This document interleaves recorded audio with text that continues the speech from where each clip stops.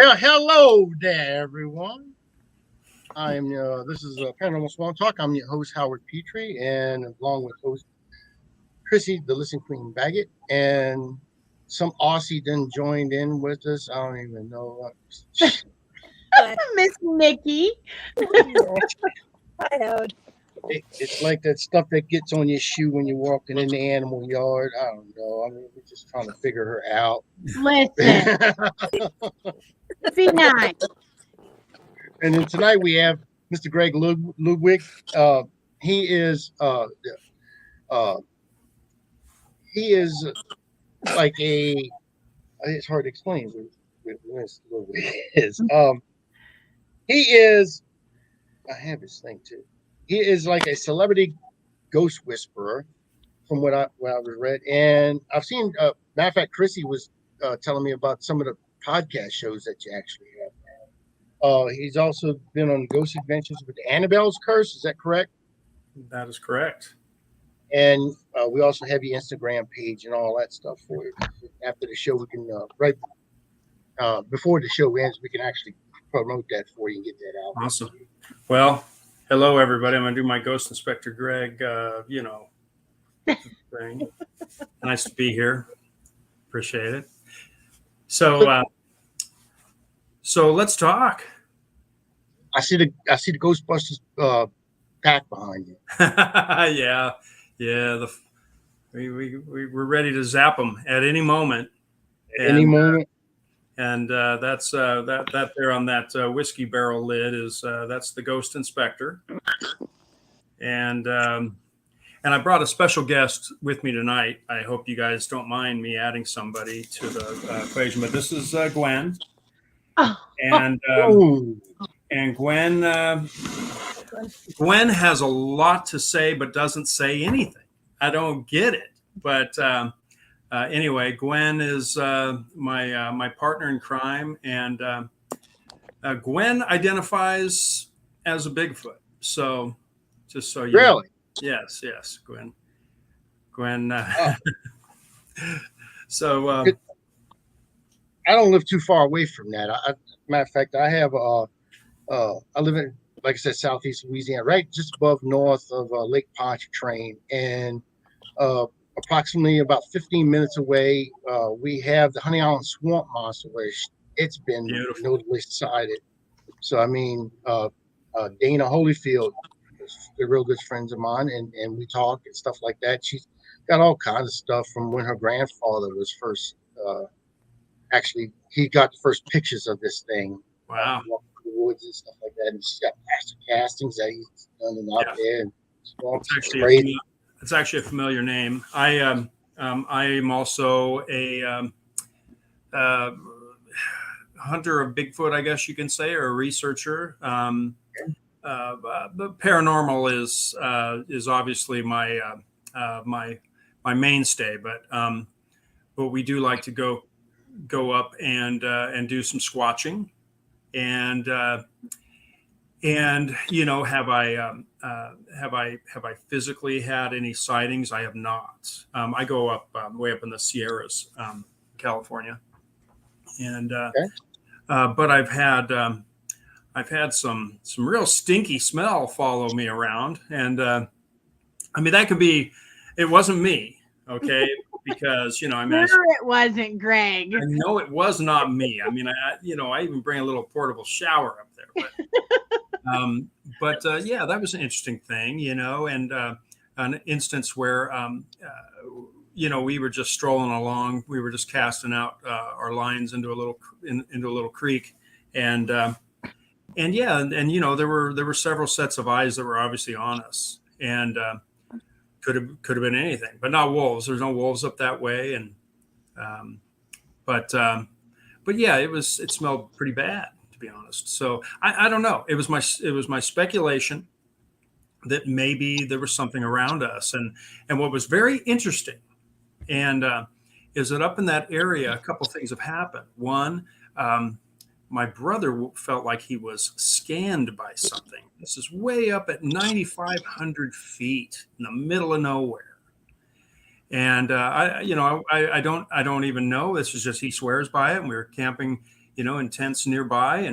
And what I can remember that same night was there was a bright light straight out from my tent. And there is a little creek bed right below us, and it's kind of sunk into the ground a little bit. So you wouldn't see a reflection off of any water because the water was down a little bit. And the reflection was kind of up a little bit higher. The reflection was in the in the tree area right above, on a hillside right above. And probably I would guess, if I had to guess, I would guess maybe 8 feet off of the ground was this this light, like a very big, bright, orbish light, and it penetrated right through my tent, and it was there for quite some time, and at least for an hour. And I just sat there and just not petrified, but very curious. And then it vanished. And then my brother, he had his incident. So the area where we go, I don't know exactly. It's also an area where we go that the U.S. military is very, very interested in obtaining that property. But because some people have mining rights there and they keep up their mining rights, the military can't properly get a hold of it. And I don't know what they want to do up there. Exercises, whatever. They probably do fly some top secret things around that area. Who knows? But thankfully, the people that own the mining rights do not give them up. So, and that allows us to be able to go up there and camp every now and then. Right. So, but That's cool. yeah. So I mean, in a nutshell, that's my Bigfoot action, or whatever the heck it was. I'm not even sure.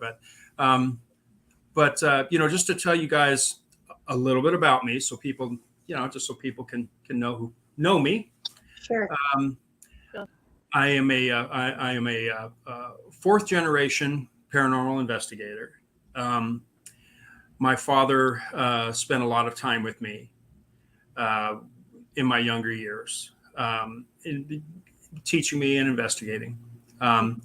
His father before him was a little more mild about it, but it was my great grandfather who got my father involved, and he had a lot of experience in a cruder way back then, And my father, he brought a recorder and he brought a Polaroid camera, and he would go out and he would investigate, and he would try to plan it around vacations and whatnot. For me, I've had paranormal experiences since I was roughly 13, and I think that's why those experiences are why I'm here today. The fact that and we could talk about ghost adventures too, because that was an interesting experience. We'll talk about you being on Ghost Adventures, but I don't want to hear nothing about. Yeah, no, that's what I mean. Basically, I got an interesting story there. It really is, but you know what? It's funny because after my experiences in my youth, I kind of stayed away from, the paranormal more or less, and I really did focus on Bigfoot at that point in my a lot of those years. But then, you can't when something's kind of bred into you, you can't stay away from it very long. So, yes, I'm known as the celebrity ghost whisperer. I use device. Well, one specific device is the device that I like to use, and it is. I can grab it. It's right over here. It's a Nanocom Plus, made by KD Stafford, and I buy a lot of stuff from KD. In fact, he owes me something, and he hasn't been sending it to me. Dirty guy, needs to send it to me. But he was been busy, I know, filming a new show, Ghosts of Somewhere. Another one of the ghosts of more, but he has a more of a lead role, which is awesome. But this device is what I use, and it's like any, it's like any ghost box type device, right? However, we have a very unique connection. Um, they speak to me through that device. Mm-hmm. And not that they don't do it through other devices, Mm-hmm. but I just want you to know every single time that I use that device, they speak to me through it. And I can't explain it, but I welcome it. And others try to communicate through it with zero success. They only communicate with me and only through that device. So this, I'll sell it to you, Howard, but it'll cost you $2 million. Okay. But that's, I wouldn't sell that for anything in the world. Well, it's up to you, Howard, for $2 million. $2 million. Yeah. Now you just basically get how much debt I'm in. He just paid for a wedding, Greg. He got no money. Oh man, maybe too many for those already. And a grandbaby. Yeah. Oh, Howard, congratulations. I think I saw something about a new grandbaby. Yeah, she just made a month old, but that's not the only one we have. We have the Holy Terror himself. We got little Dakota, and then we have like 5 or 6. It's all my wife's children. They call me Papa, so I'm honored that they call me Grandpa. Awesome. Well, I got one, and yeah, I'll tell you what, man. Grandchildren.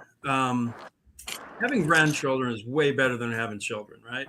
Just way better. Yeah, you can drug them up. You can give them all kind of stuff. I mean, I've given these kids, everything, including a Snickers and a Red Bull. I mean, I drop them off at their parents' house. Eddie, I don't know what the heck he got into, but there he is. Yeah. That's funny. So congratulations, and thank you. And so, I know I sent. We could get to it later, but I know I sent you a couple of video links, and Yes. And I'll be back in a minute. And it all started interestingly. I'm not a huge cemetery guy, but my publicist said, let's start going to this cemetery. So I said, okay. So shockingly, we go to this thing, and I'm literally having conversations. Uh-huh. I mean, if you go through my Instagram, which is at Ghost Inspector Greg, okay, for anybody listening, you scroll down, and you got to scroll down a little ways. My videos of me are they go down a little ways. If you look at my videos, you'll be a little bit shocked. I mean, let's just talk. They're all there for anybody that wants to see. So I'll just kind of describe some stuff. So does he have a video that you're going to describe? Well, not right now. I'm going to reach into something different. Okay. I'm going to talk about Judy Garland. Okay. Now, Judy is featured about 3 times or so in my Instagram feed. The first time I went to visit Judy Garland, she it took a little bit, but then she started to talk. And I asked her, "Hey, Judy, what's your favorite? What's your favorite movie you ever made?" And she says, "Wizard." You can hear it in there. Mm-hmm. Hey, we're both black coffee drinkers. That's cool. And she says, "High five," right? At the end, I asked her. I said, "Hey, Judy, is there anything you would like me to tell your loved ones? Maybe your daughter, Liza." And very quietly, you hear, "Love you." Aww. And then A couple seconds later, a little bit louder, it says, love you. So I told her, I said, okay, Judy, I'm gonna relay this message to your daughter. Mm-hmm. And so, we posted this on Instagram and this whole conversation. And then when I went back, it was probably a couple months before I went back to Judy. And I said, hey, Judy, it's Ghost Inspector Greg. That's how I always start everything. And, she acknowledged me. And I said, I want you to know that I relayed your message to your daughter. And I said, I want you to know the way I did this, Judy, was through a thing we call video, through social media. And I told her social media is something where the whole world can see what you broadcast, and through video. And understand, she died before video became really anything. Okay, it was very crude, nothing that they used then when she passed away. Right. And so she said, "Are you for real?" And I said, "Yeah, I'm for real." And it almost sounds like it when you said that, because I've watched a lot of movies. I watch a lot of TCM and stuff like that, and older movies, because I love that stuff. And that's something that it would sound like she would say. Are you for real? Just seeing it in the movies here, she's actually said that. But that's the thing, Howard. That's not what she said. Oh. After further review, what she said, and was pointed out to me, what she said, "You mean like a reel?" Oh. Like a movie reel. Like a movie reel, yeah. Movie reel, because that's the only thing that she could equate it to. Sure. She asked me a question. That's crazy. Yeah. So for me, I've had some fantastic experiences. Okay. Mm-hmm. But if I want to pick one thing, like Estelle Getty's basically a friend of mine when I go there. Okay. Mm-hmm. But out of everything that I've had happen, Burt Reynolds, Mickey Rooney, Johnny Ramone, who I sent you something, right? Me and Johnny are buddies. Me and Johnny were buddies. Okay. Every of all of them, that was the most amazing thing, because she asked me a question, for crying out loud. Right. That's wow. Yeah. I don't, and I can't explain it. I just can't possibly explain it.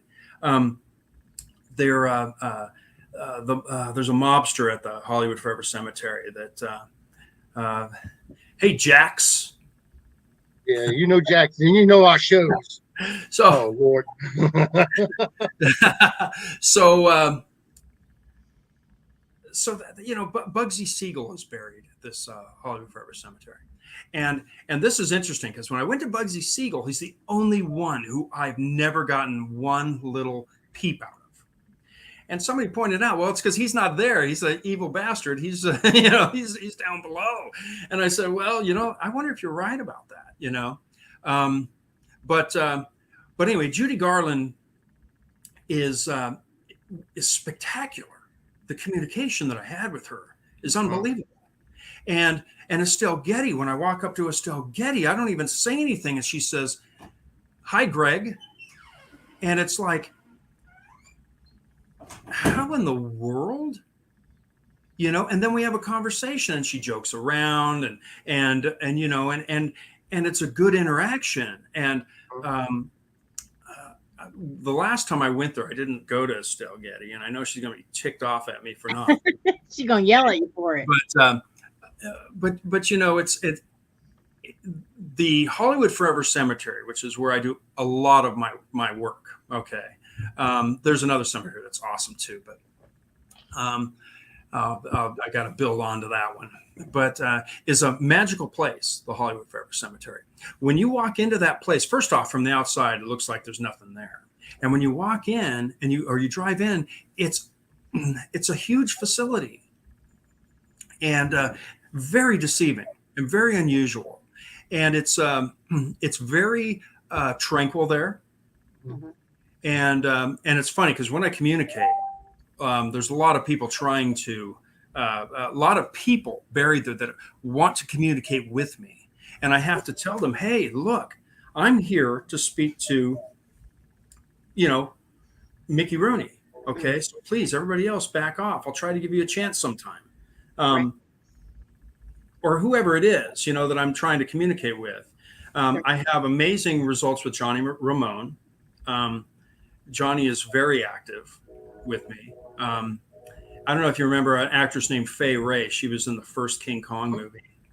And, she would tell me her name. And anyway, all these things are on there. And I can't explain to you how this is happening, okay, other than maybe we go back 13 years. I'm sorry, not 13 years. Maybe go back to my 13th year.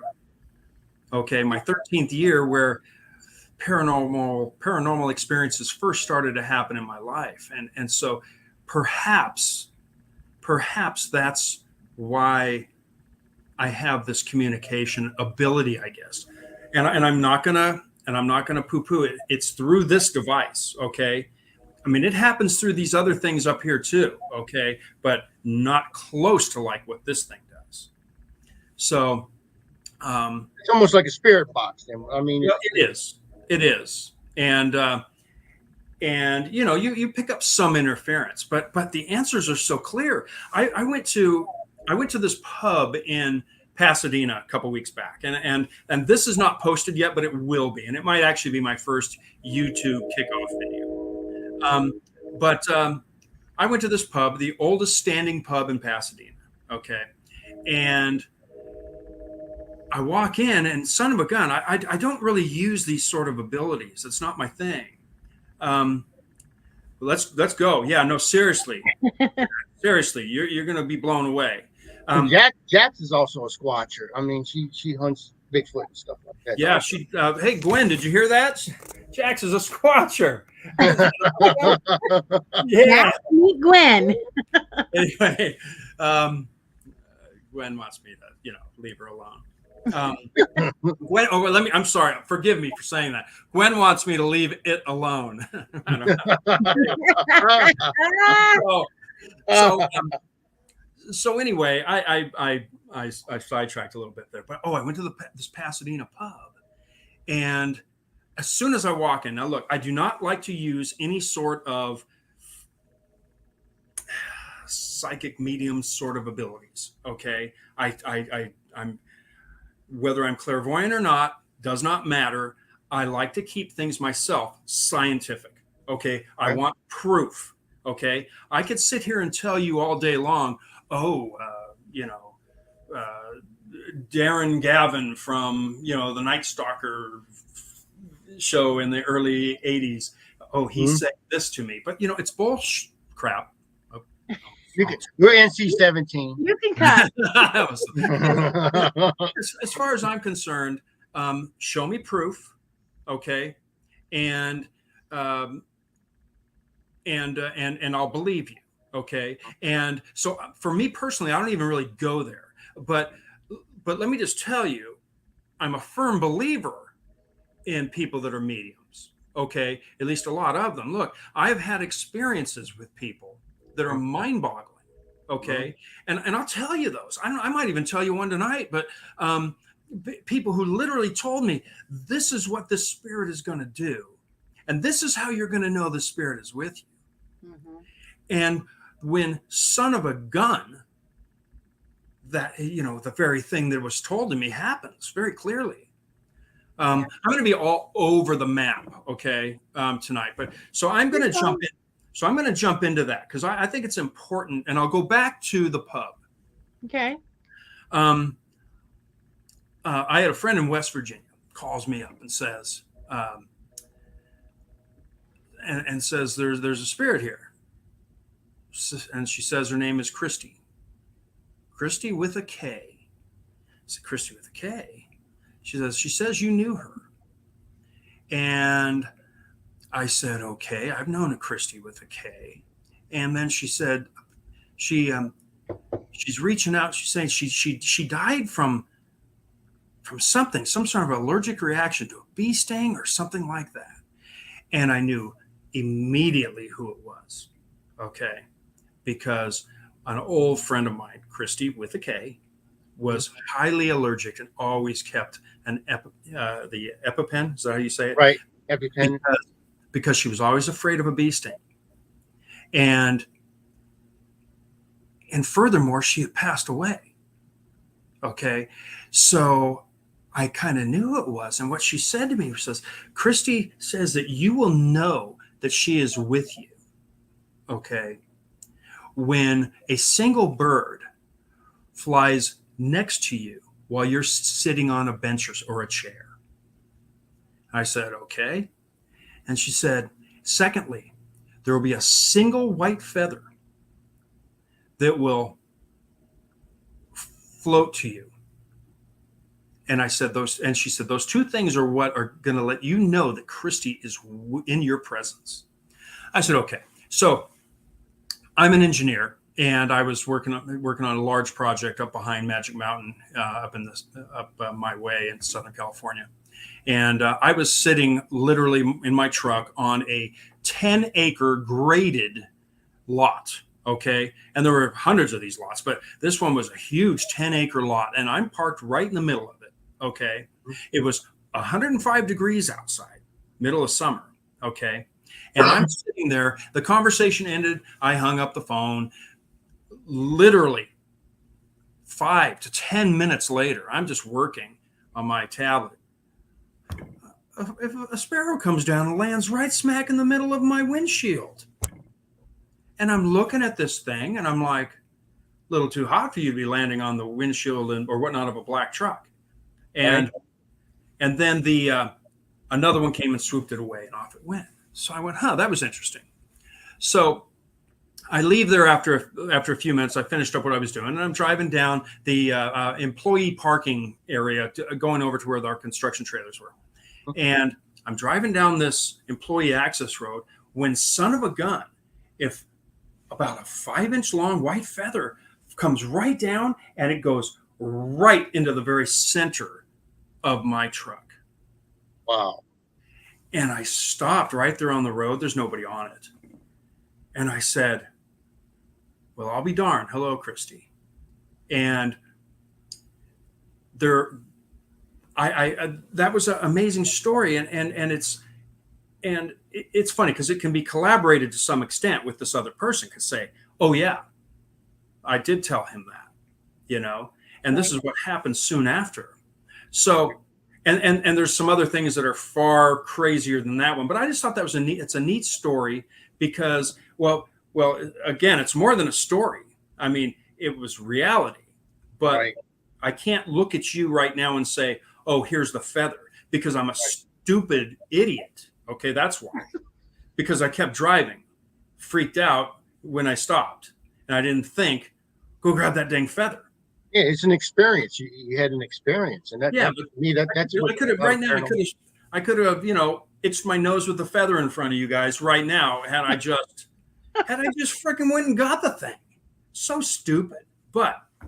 Anyway, that was my first experience that made me realize that, hey, look, these people have credibility, many of them, a lot of credibility, and so I'm not going to go there because I know I can go there, okay, but I'm going to leave it to the others, and I'll keep it scientific.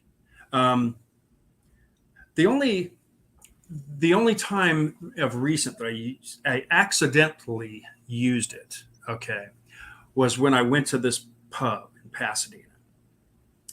As soon as I walked in, and I'm being filmed, okay, as soon as I walk into this place, there's a dude clear to the very back of this building sitting there, okay, but he's a spirit.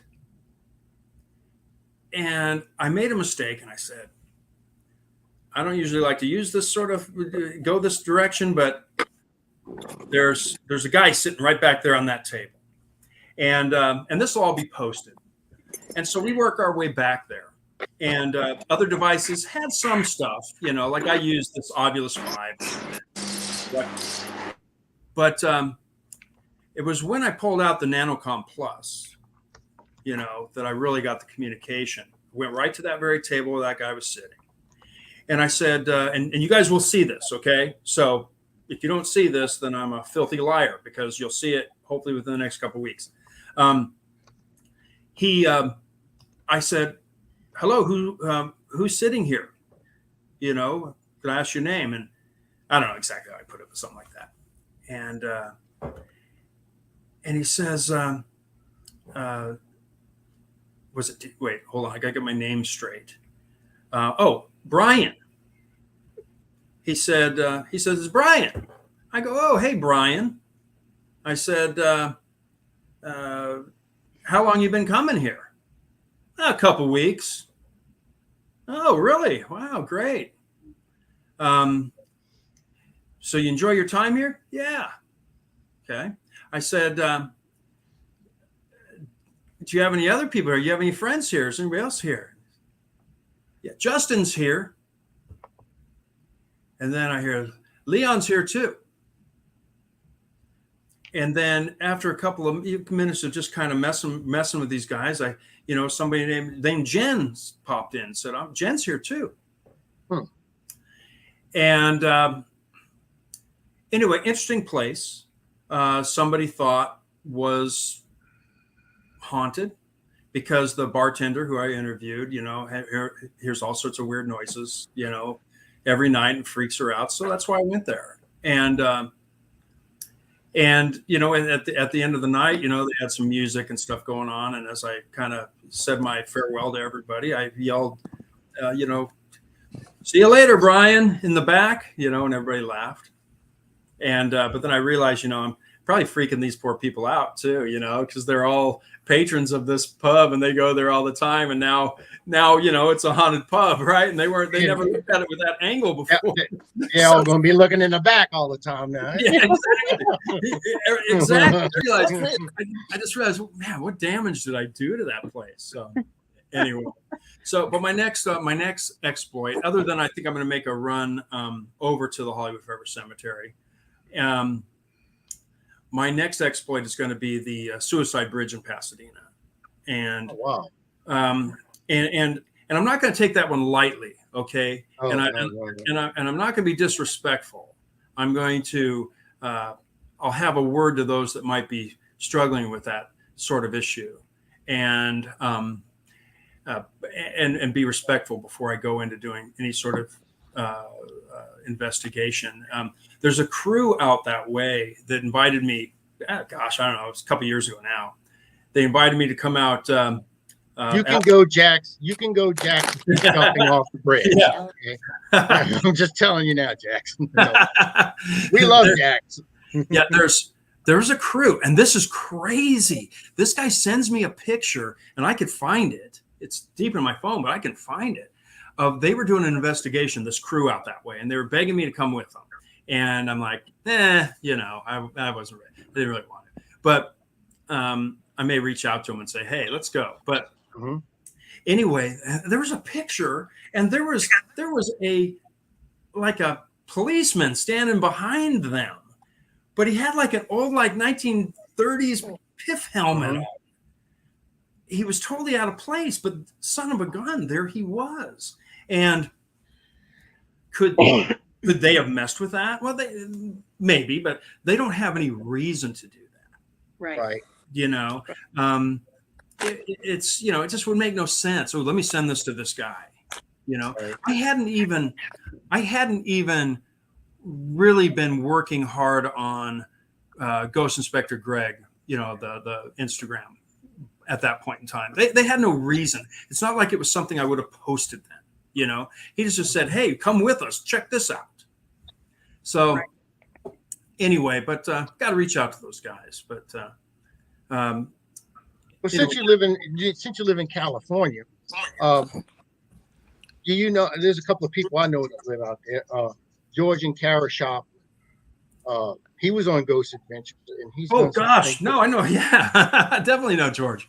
And then he's like a big influence for me. I mean, he's a very he's inspirational. He's to me.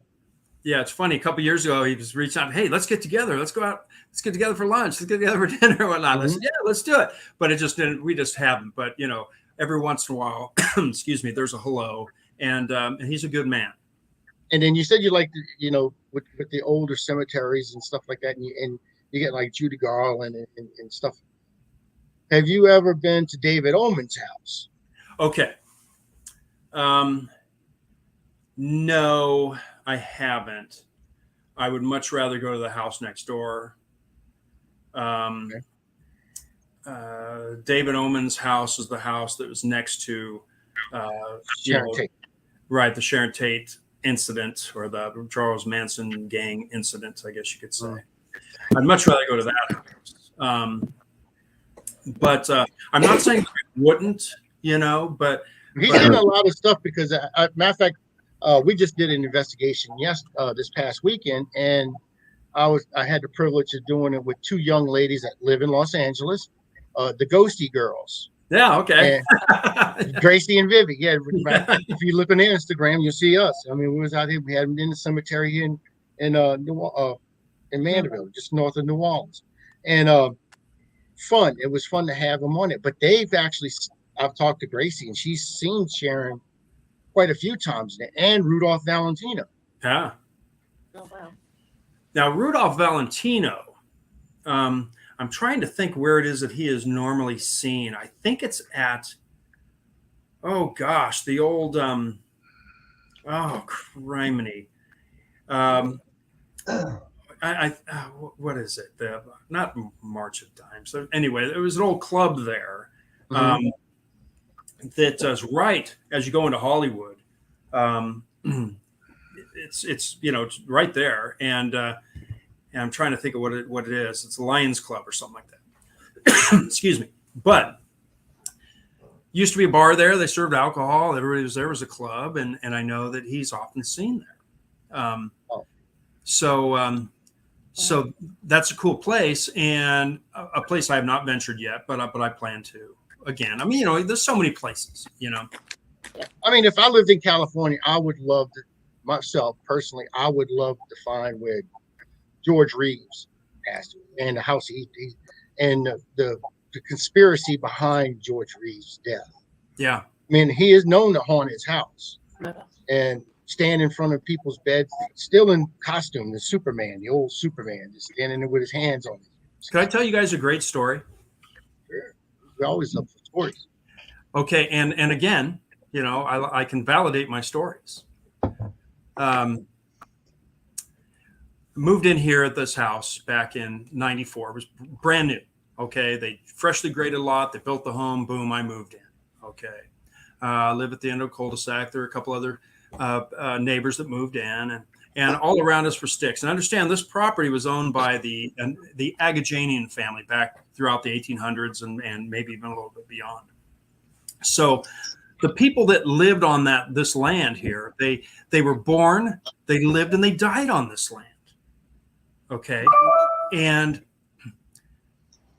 this is all they ever knew. And so then what do you have? Well, you have the big graders come in, and they tear up the ground, they make the fills, they tear down the hills, they do all the stuff, right? They build the pads.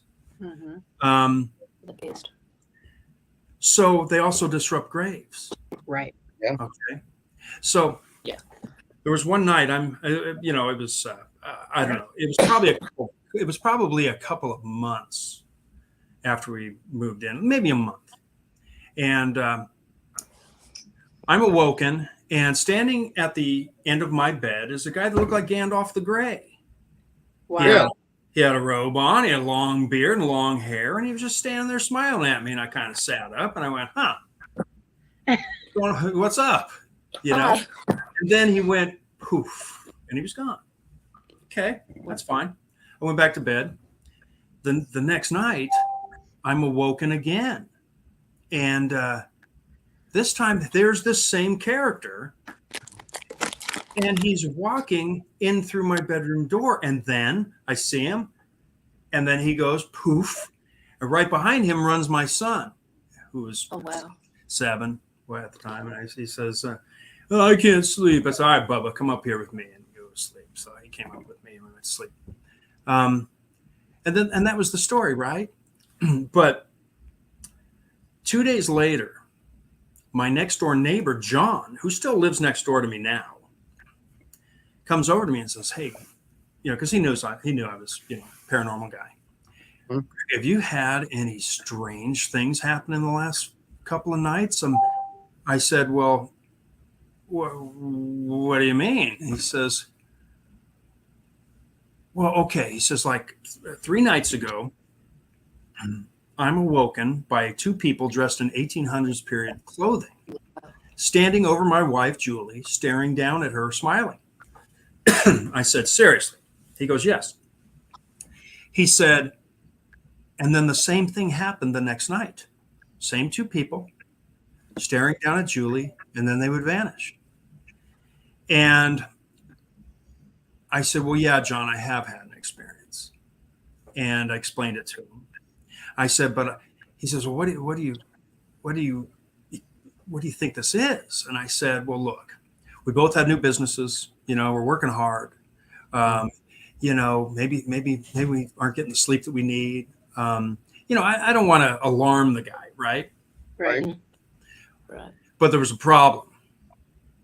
His wife, Julie, walks over and says, Greg, I saw them too." There it is. So, Yep. and if you guys want, we can walk right over and knock on the door at John and Julie's house right now, and they'll tell you themselves. Let's carry this laptop over there. Say, "Hey, John and Judy, welcome to the live."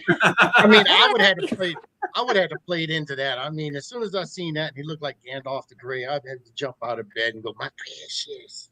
I mean, Well, I was actually, but we don't want to go there, okay? And what's amazing about that story is, okay, I could have told you my Gandalf the Grey story, and it's nothing but speculation. Right. But you have witnesses now. But then I can grab John and I can pull John into it and say, "Hey, John had a similar thing happen those same 2 days." Okay, maybe it adds a little more credibility. Okay, but when Julie comes up and says, "Knucklehead, I saw them too," okay, that changes everything. So it's a fantastic story right here. And you know what's interesting? As far as stuff like that goes, I haven't had anything like that happen since. And I don't think they did either.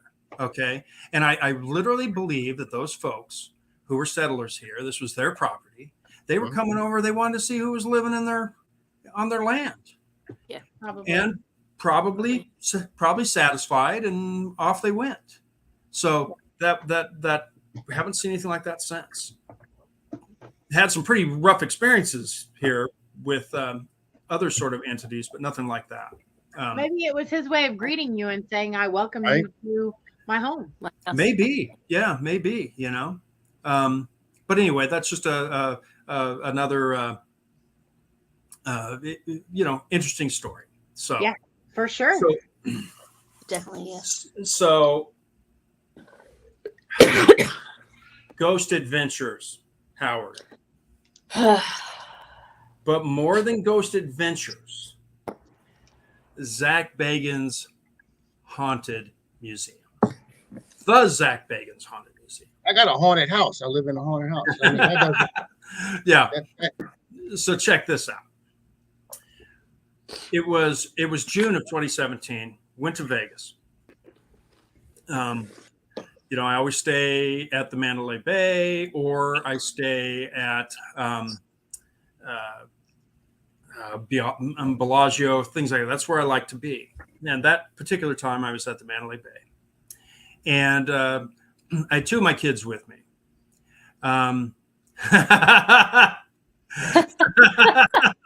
Oh, Jackie. Yeah. you see Jackie standing over your bed, run. Just run. You know. I'm just giving you fair. Just I'm run. out. Listen, I normally don't get scared by these things, okay? Listen, you might. So his museum, I'm waiting for this thing to open, I was kind of a bit of a Ghost Adventures fan. Sorry, I was. Still, Mhm. they're nice guys, okay? Yeah. And so it was months before the place was actually going to open, right? My kids wanted to go. One of my kids was on a honeymoon, and my other two were with me, and we wanted to go. My daughter wanted to go to the World of Coke, and my son wanted to go to the Stratosphere and go on the rides up on top. It was 114 degrees out. It's like, are you freaking kidding me? But I said, okay, fine, but I want to go by this museum. Okay, fine, whatever. So we go to the museum, and he's got some things out there. He's got the clown tree, which you can see up here. Okay, and we'll talk about that. Mm-hmm. He had like a circus cage, and he had some gargoyles. Nothing special, right? But the whole thing was locked up. Yeah. There was nobody there. Okay, period. And taking a couple pictures, but this house was staring at me. I know that sounds house. Something was staring at me from that house. Mhm. I say house because it's just a big house, right? Right. Something was there, Yeah. and it was just watching us. Mhm. Mhm. And I'm looking, and I'm just like, I'm looking. Is a drape going to move over or something? No, nothing like that. But something was there.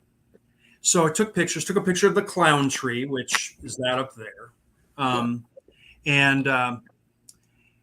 took a couple of, and off we went. And I left there at 2:53, I think, p.m. Takes a little while to get all the way across town to get back to our casino, the Mandalay Bay. Okay. Mhm.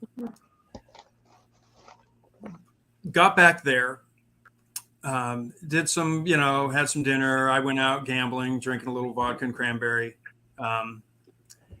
It's funny how vodka and cranberry becomes just vodka eventually. Just ask Chrissy. Chrissy is not a drinker, but she does rum. And our last show last Friday, she knows what rum would do to her now. Woo! Yeah, it used to be, Greg, it's not good. it used to be, hey, look, vodka and cranberry on the rocks make it a double. Okay, now it's just vodka make it a double. So, I'll be on the floor with that. So I go back and we're doing this, and I'm gambling, doing a thing. Go back up to the room, okay, and I'm in bed. My son's next to me. Used to be mine, but cranberry's way too sweet now. So I'm just laying there. All of a sudden, I got a notification on my phone. I click on my phone, and it says your friends like the picture you posted on Facebook. Now, you guys need to understand something. Even today, I never post on Facebook. You might see me like add my story from Instagram to it, or something like that. But I don't post on Facebook. I just don't. I don't know, 4,400 Facebook friends. I don't ever even communicate. But anyway, I just don't post on there. And so I thought my friends, so I clicked on it, and it was two guys that I haven't spoken to in 25 years. And so what the heck are they looking at? I click on it, and it's the picture of this clown tree, okay? And it has a caption on it, and it says, "You can call it," okay? And it's funny because people speculated that was a promo for the movie It. Right. That's what I was thinking. Coming out just a couple months later. But let's see if I can get this off the wall here. But let's see if I can let you guys see it. I don't know how good I can do this. I've got to go the right way. But anyway, you can see it. You can call it. Oh, wow.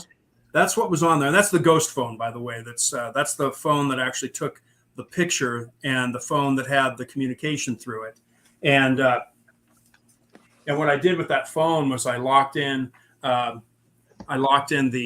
deleted everything except the original picture and the Facebook picture post. and everything else was deleted. The SIM card was taken out and it was destroyed. So I've entombed those 2 pictures into that phone. So, but anyway, I saw that and it creeped me out. You can call it. Toss the phone aside.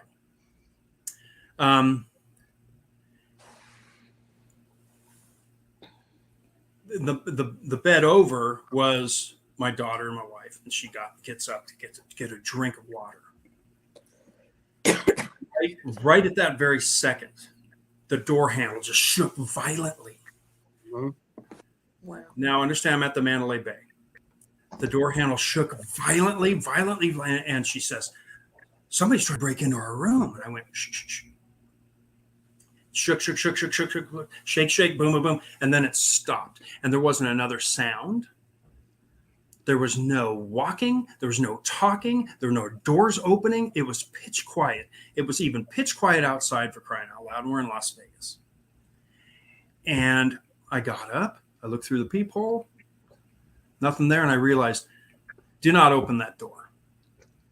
So I didn't open that door.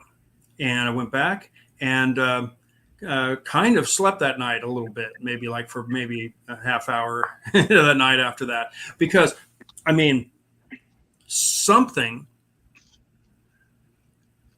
came with me, okay, from that museum. Yep. Now, I'm going to tell you guys something but you're going to have to wait until my book that I'm taking way too long to finish. Okay. Well, get it together. I'll Right? tell you. I can at least tell you. I can at least tell you what it's going to be called. It's going to be called Night at the Haunted Museum. Okay. And the story goes far deeper, and even gets sinister. Okay. And to hear that part, though, you're going to have to read it to hear it. I guess you could say. Okay. So, but that happened that night, and my kids are freaking out, right? And my daughter points out, Ghost Event, or the Travel Channel's having a contest, to be on, Ghost Adventures, and and it was to investigate the museum with the team. And I'm like, you know what? I could care less about being on the show, okay? But I wanted Zach Bagans to know what happened that night and that day. I wanted him to know, hey, there's credibility to this place that you got. So I reached out to him, no reply. So my daughter tells me about this contest, and I said, well, heck, I'm going to enter it. So I was kind of silly. If you go way down on my Instagram, you could see my audition video. I was kind of being silly. But I explained to him real quick, inside of a minute, exactly what happened, blah, blah, blah, blah, blah. And then I said, there's a radio show host named Shannon LeGros. She's a Bigfooter, and she's a big podcaster. And I did her show two or three times. And I said, and my friend Shannon LeGros, she wants to go too, and blah, blah, blah, blah, blah. I just explained to him what happened. Right. And my hopes were that he would see this video just so that he could know the credibility of it. I didn't care about anything else. So a few days later, like a week later, my daughter says, Dad, they've announced the top 20 for this contest. I thought, let's check it out. She's scrolling through it, and I'm watching it, and she just, oh, you're not one of them. Darn it. I said, oh, well, whatever. It's not that big a deal. She says, wait a minute. There's only 16 here. There's supposed to be 20. She scrolls over, and there's my big red face. And well, son of a gun.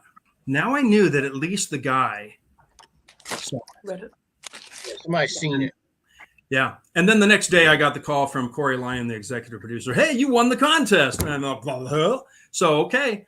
And went off and did that. And to be honest with you, that was a very crazy, crazy night. I spent, which wasn't on the show. It was Annabelle's Curse. It was the Halloween episode. I remember that one. Yeah. And this didn't make the show. It didn't just fit. They had kind of a narrative that they followed.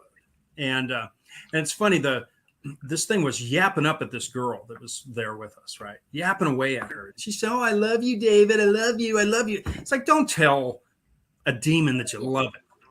Okay. Just don't. Okay. Yeah. And sure enough, I said, you're going to be sorry. And sure enough, she was, as she was like bowled over on the floor with, stomach agony. Yeah. But it didn't make the show. But, Zach had mentioned that they had opened up the Dybbuk box that week to try to get the energy out there. And I was dramatic, right? I said, "You did what? You opened up the box?" I'm being Well, you dramatic. have to. Yeah. Right. But he gave me the opportunity, so I took it. And he goes, yeah. Hold on a minute. And he runs out of the room, and he went and told them to set up cameras in there because I don't think they had any intention of anybody going in that room. So he takes me over to the room that's holding the Dybbuk box. He puts me in there, turns off the light, and shuts the door. Okay. So now here I am, all of a sudden, I'm in the pitch dark with the freaking Dybbuk box, right? And I'm like, if you're here, touch me, all those sort of things, right? Yeah. And all of a sudden, it took a little while, but all of a sudden I felt the energy. And it was like a low voltage energy. But KD tells me, no, that's a level of energy way beyond anything that you could know. It's actually a very high level of energy. I said, okay, I'll take your word, KD. And it engulfed my whole body.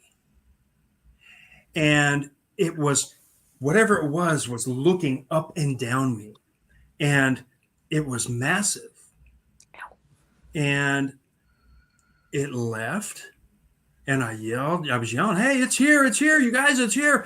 And Zach comes running over, flips on the light. "Wow, what happened? I told him what happened. And he's like, I told you guys. And then he turns off the light and shuts the door again. I'm like,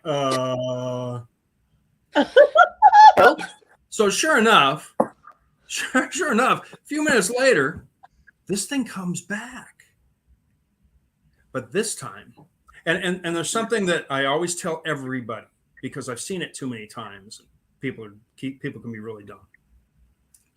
Never let them see you sweat. Yeah. The minute you let them see you sweat, okay, you are putting yourself in a very vulnerable position. Exactly. Okay. So if you, I've just seen it so many times. "Oh, my chest. Now they're going to attack you, dude. Okay. Right. Yeah. "Oh, my stomach is," well, now they're really going to let you have it. So be ready. And I felt a pinprick feeling right into my heart. Later. I could feel it. It was sharp as this energy's around me. Hey, look, I wasn't petrified by anything. I wasn't intimidated by anything. Okay. But I felt it and I knew it was testing me. And I knew not to say a word and I didn't. And I never did that night. I never told about that. So There's somebody you know. what's that? Hey, Somebody, it's George. Mr. George himself. So Love that man. so this energy's around me, and then it leaves, and in the pitch of dark, I mean, it was darker than dark. Here goes this black shadow, much darker than the room. Okay. And yeah. So what I want to say about it is what was in the room with me that night was a monster. Okay. But it was also majestic, like I can't believe. I mean, it was something way beyond me. But it did stop to check me out. It did look me over. And I think that's because of my experiences as a youth. And I think there's a history. I think there's a knowledge of me. And so it paid attention to me briefly, twice. And then Zach pulled me out of there and I was just like, holy crap. And, since they since they had to kind of jimmy rig up that whole thing there, maybe they just didn't get any good stuff and it just didn't fit the narrative. But it's too bad because somewhere they have footage of all that, and it was quite a remarkable experience. There were other things. Something grabbed my butt in there. Here's a real funny thing. When I was outside, the other kid that was with me, his name's Marty McCloskey, and he's a fitness model. He's just an Adonis, this kid. He's a great guy. We're friends today and trying to do some work together. And Marty kept saying, I hope something punches me in the face. And I said, no, Marty, you need your face. You're a model. Let it punch me in the face. Mm-hmm. And Marty said it again. I said, Marty, no, let it punch me in the face. Okay, it can punch you in the face. I said, good. And then as we're walking around the outside, I said jokingly to everybody, I said, I hope something doesn't grab my ass. Okay. And that was Jax. I'm gonna tell you that was Jax. That was Jack. Yeah. He was there in spirit. And then somebody reaches down and like tucks me right under my leg, right below my butt cheek, and says, "You don't have to worry about the spirits doing that," right? As a joke. And so I was ha ha ha. That was funny. So as I'm inside the museum, walking around, I felt something bothering my lips. It was like my upper lip right here, just bothering me. And it kept doing it. It was like, was there a bug there or something? There was nothing there. And then all throughout the night, it kept bugging my face. And then later on, after we left the room of the odd fall room, something literally grabbed my left butt cheek and just went, and Zach made a joke. Hey, Billy, grab Greg's butt cheek. And Billy, I didn't grab his butt cheek. And I said, Billy, I didn't grab your butt cheek. But later afterwards, and this is where things get a little more serious. Right here, after being in that museum, I developed a little sore right at the very top of my lip. Like a fever blister type sore, or sort of small though, but it was a sore. Mm-hmm. And it did not go away for 3 months. I had to go to the dermatologist and have it frozen twice before it finally disappeared. And I'm just telling you, something was punching me in the face. Wow. So you get what you ask for. You right? Do. People don't realize that they speak it into existence when they're in a haunted location. Absolutely. And that's why, once again, I say I like to stay scientific as much as possible. Don't give them those openings. They're there. Right. They're there. Okay. And I mean, we're all probably pretty crazy, but we're not crazy. You know what I'm saying? Right. So anyway, that's the moral of that story. Never let them see you sweat, and be careful what you ask for, because you're going to get it. You're going to get it, especially in a place like that. Yeah. Well, I must get it a lot, because it's down here. That's all you do is sweat. Man, it's bad. It's bad. That's funny. So enough about that place. It was a fun experience, I will say, and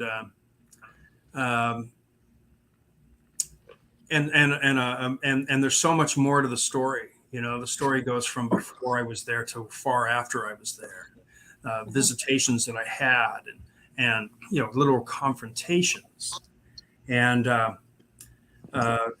just a crazy, a crazy story from start to the end. And so we can go back. I told you guys that this all started back in my youth, right? Right. Yeah. So let's go back to my youth. You are a young man, so I don't know how far back you want. I mean, were you in the womb or something? I'm just asking. As far as maturity level goes, I'm 13. But I'm these many. You 4-year-old. So you can't imagine what might be in this. So when I was 13, we played a game called Light as a Feather, Stiff as a Board. And our experience there was there were about 8 of us. I lived on a fantastic block. We were actually poor, growing up in Burbank, California. We lived in these triplexes, and my mom did her best. And I had a wonderful, wonderful youth, to be honest with you. Me and my gang, we were kind of like the Lost Boys. And one night, my best friend Brett's mom and dad are going out, so we were all over at his place, and we start playing this game. Now, before that, my sister and Brett's sister Tammy go in the bathroom and decide they want to do the Bloody Mary stupid thing. Oh no! They come screaming out of that bathroom. Okay, screaming out. And to this day, my sister just won't talk about what they saw that night. But then she comes out, and right away she says, "Well, that happened. That was scary. Let's do Light as a Feather, stiff as a board." Okay, so there we go. So Brett says, "Hey, you have to have a candle when you do this." So he goes and gets a candle, and he lights it, a tall candle. And the rest of us, there were 8 of us, Dave and Kenny, Ralph Falls, a couple different people. And we all get in there, and we all start telling part of the story of how my sister Sue's demise, right? And everybody tells a part of it until the last person's supposed to finish her off, right? The window's open. It's quiet outside. It's a warm summer night. And right when David gets to the final part, the demise of Sue, and he starts telling it, I kid you not, she rose up about 9 inches at the very same time. And all these people will attest to this. Okay. At the very same time, the flame on the candle shot up. An airplane, we live near Burbank Airport, and a train track right there. An airplane's going over, and a train comes through out of nowhere. These two things are going by. The wind chimes, there was no wind outside. The wind chimes are going crazy on everybody's homes. All this noise going on, the flames just shooting up, and then son of a gun, if Brett's dad, John, doesn't jump in the window and scream, ah! And every single one of us saw a different colored devil face on that man right that night. And we all dove underneath this, every cushion we could find, But those are some of the examples of how we as kids kind of invited some of this stuff. Yeah. And so now I want to get into, if you don't mind, if you guys have any quesys, anything you want to ask me specific, I don't just yapping away here. No, this is great. We're interviewing you, and you're okay. You're being a gracious host. Okay. Yes. So it was July, early July of 1976, the inaugural year. And thanks, George. And we, our gang, the Lost Boys, we're cruising around our bikes. And what do you do when you're 6, 7 young boys and you see a house all boarded up with one board kind of broken off? You go in. You got to go in that house. Yeah, you go in.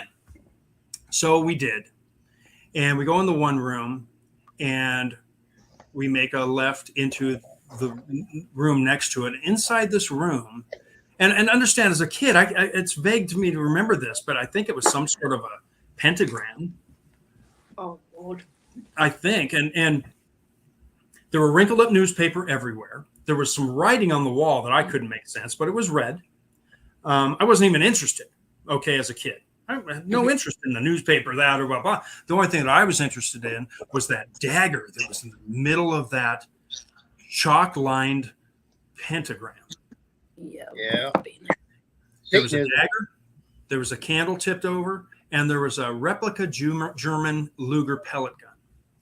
Well, my brother, being the oldest and the toughest, grabs that freaking Luger, and nobody was going to contest that, right? And Kenny my friend Kenny beats me to the dagger. I'm so bummed out. I wanted that dagger, right? And we're riding around, we're doing our thing, and blah blah blah. And we get back to our Ontario Street where we lived. Mhm. And David, Kenny's brother, said, "Kenny, you cannot bring that dagger in the house. Yeah, no. Your mom will ground you for a month if she sees that thing." And I said, "Kenny, give it to me. Give it to me." So Kenny reluctantly gave it to me, and we were all like brothers. And I kept that dagger ever since. Wherever I went, wherever I moved, that dagger went with me. And my brother reached into my sock drawer once, borrowed a pair of socks, and it was in there. He didn't know it was in there. And it pricked his finger. And he told me that he had some sort of, almost like a psychedelic sort of experience. And he said what he saw was a woman in a white dress. And it lasted for a few minutes. He shook it off, and his finger had been bleeding a little bit. He went and took care of that. But he told me about it. And he knew right then, "Ooh, this dagger's weird." And he knew about the dagger because where we got it was somebody was holding some sort of a ritual, right? Now, the dagger has a notch in it as well. So that's kind of creepy. In the old West, when you shot somebody and you put a notch in your belt or in your gun handle. Well, there was a notch in this knife. So I've always known there's something very interesting about this knife. And somebody in my house was pulling I'll just say somebody in my house was pulling my brand new Audi A6 into the garage when the garage door broke and slammed right down the hood of that car.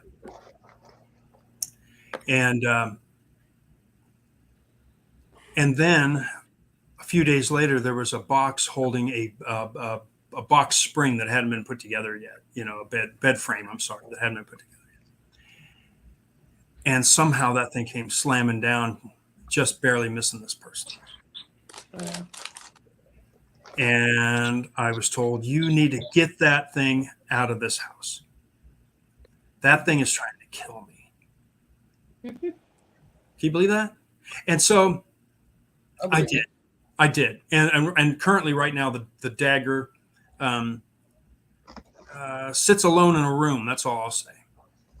That's the one that you sent the picture. Yes. Oh. Yes. That's put that. so. You want me to go ahead and put that up now, or you want me? Well, go ahead and put it up, and then I'm going to tell you I'm going to tell you her name.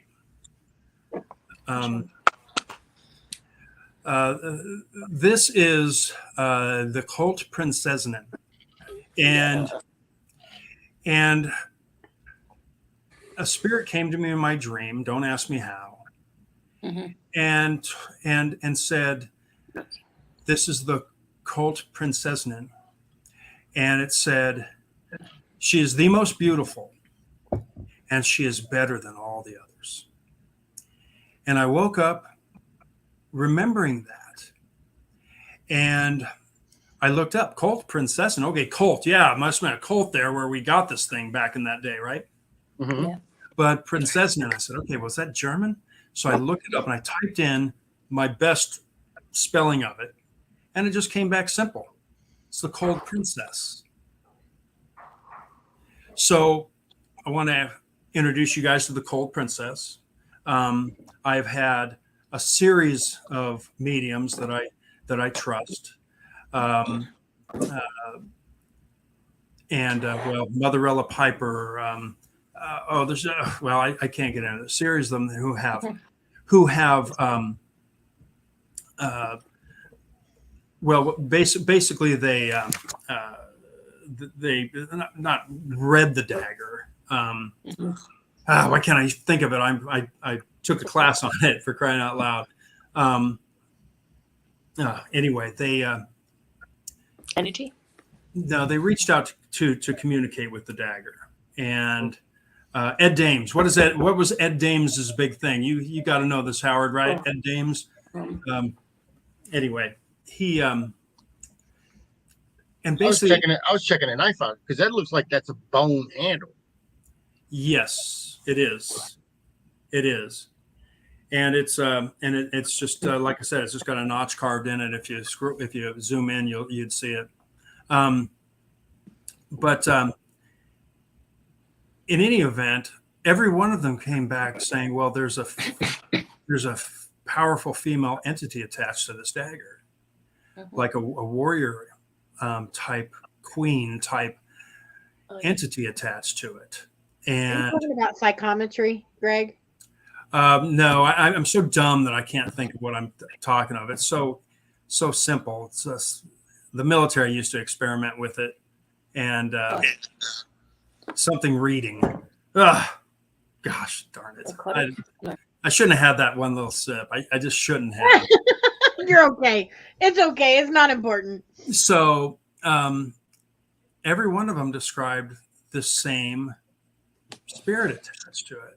And some of them, had a little bit more of a lovish story to it. Others had more conquest story. But in every situation, they said that there's a spirit attached to it, and that and in an odd way, it's like, well, I felt like, why did I have this dagger all these years? And really, I'm just its caretaker, I guess. I'm just its keeper. And the way they describe it to me is, well, you are its master. I'm like, well, I don't want to be anything's master. Okay. But that this is, and several of them told me I need to destroy it, and because it's very dangerous. And if it gets in the wrong hands, it could be a very dangerous situation. And I will not destroy it. It's in the ghost catch, and I feel it's protected inside that box. You got a mirror on it, which is good. Yes. So I was looking. I was looking all over for the appropriate carrying, vessel for this dagger, and it's funny. I go over to my 80-year-old mom's house, and remote viewing, for crying out loud. Oh, for gosh sakes. Remote stick and viewing. How hard is it to think of remote viewing, for crying out loud?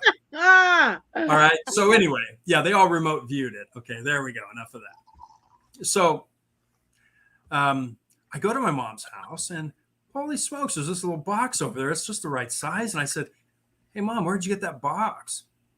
She said, "Well, I don't know. I've had it since I can remember. I bought it in an antique store probably 60 years ago." And we got Irene who's talking about the dagger right now, and she's from Japan. She said the dagger is telling me that don't come near me unless you know me. I have a soul.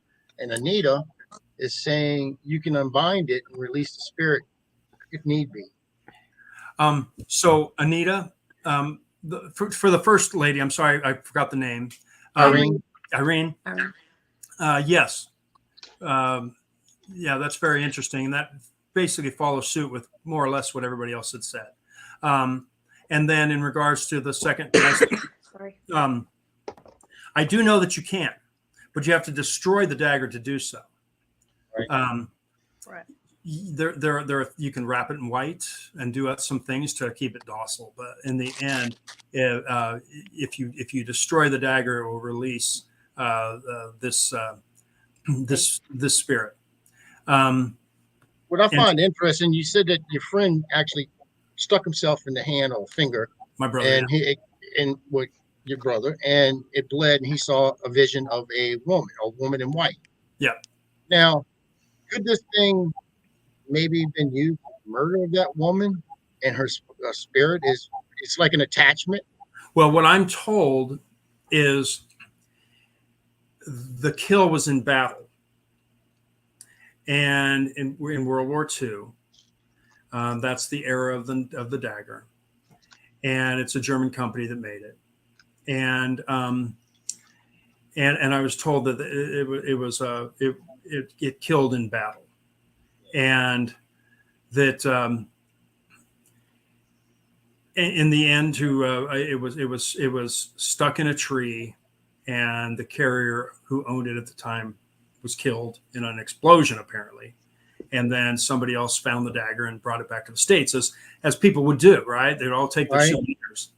Right. And so this is technically a World War II souvenir. And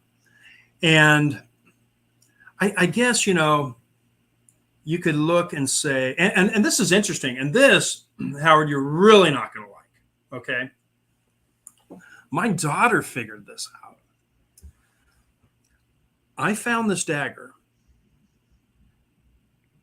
Now, I'm going to say the name, Zach Bagans. Zach Bagans was born on April 4th, 1977. Zach Bagans was born 9 months after I found this dagger. What if I found this dagger on the very day of his conception?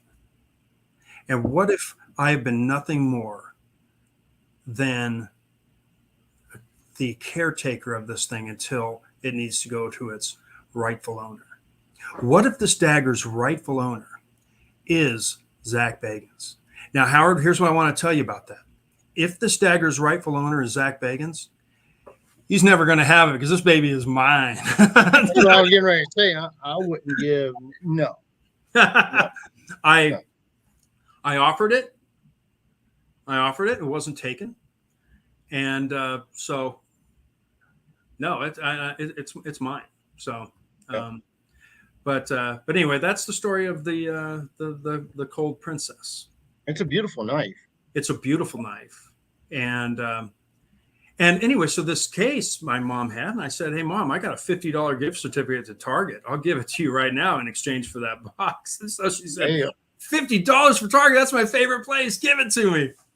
So yeah, so I went home with this, and I knew that this box, which I do call the ghost catch, this box was meant to house that dagger. Mm-hmm. So there you go. So I get a little weird and go a lot of places with the whole dagger thing, but that it really is badass, this dagger. And you said you found a Ruger also, a Ruger pellet gun. My brother has the Ruger, and he is such a pack rat. He has absolutely no idea where it could be in his garage, but he knows he has it. But he looks at hundreds of boxes and says, "Is that the one that old style looks like a Ruger, and you crack the barrel?" Yes. And then I have one. But it takes the CO2. Oh, this one's completely. It's all by spring. Okay, no, yeah, this takes the cartridge. So yeah, this is older than this. Must be an older gun. It looks just like a German Ruger, and you take the barrel and it cracks. Yeah, and that's how the springs get caught in place, and then you crack it back and you put your pellet in it and you shoot it. So you know what, Howard? For those that have hung around, listening to me babble, maybe let's pull up that. Let's move away from the whole haunted object thing. I've got more of those, but maybe next time. Maybe let's talk about. Let's pull up that Johnny Ramone little clip that I have of communicating, and understand. I've had several experiences with Johnny Ramone. I always ask him if he'll play a guitar lick for me, and he always does. Got it right there, and we can. Hey, Johnny Ramone, let's go, Inspector Greg. How you doing? Super? Yeah? Hey, play me a nice guitar lick, would you? Yeah. Oh, cool.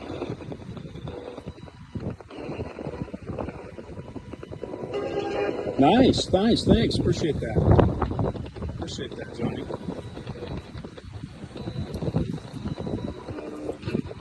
Nice. You been writing any songs in your downtime here?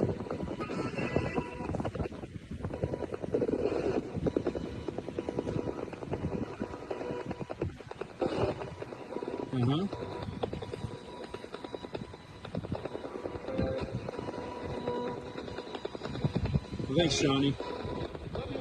Love you too. We'll catch you later.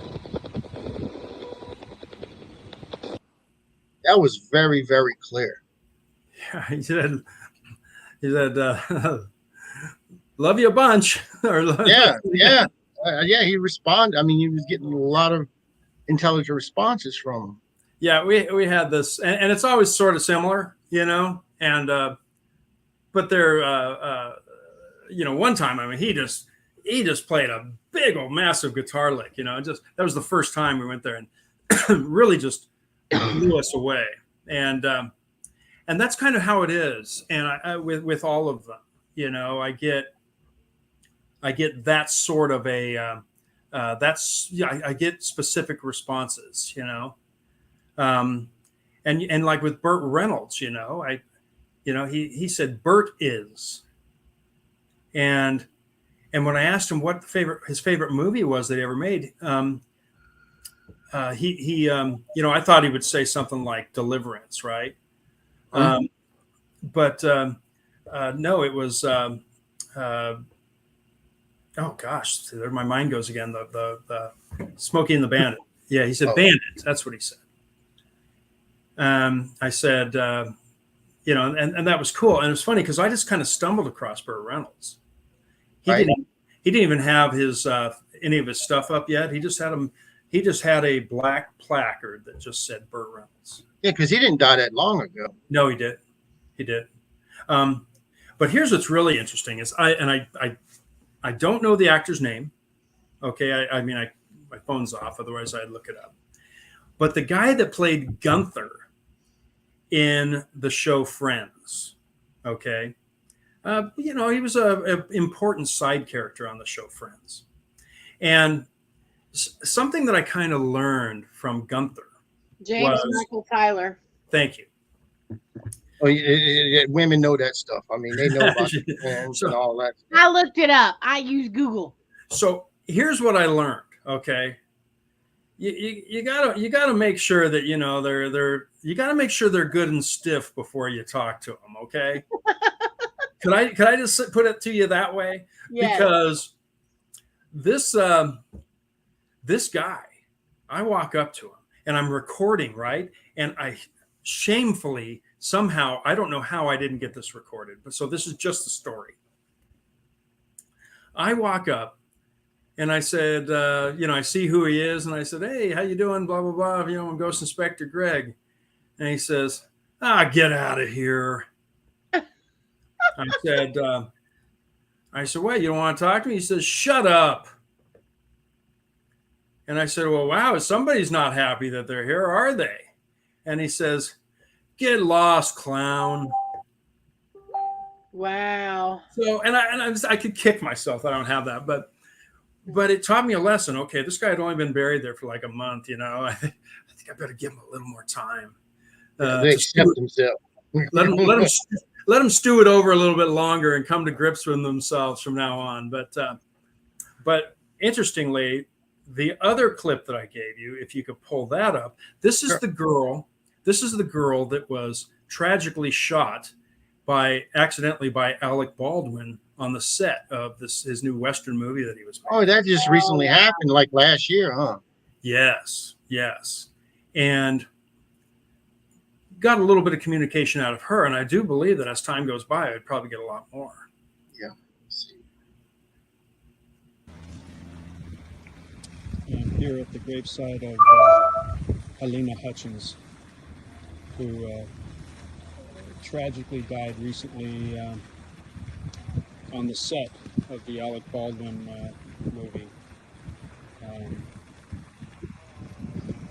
She passed very recently. See if I can communicate with her son. Helena Hutchins, how are you? Go. My name is Ghost Inspector Greg.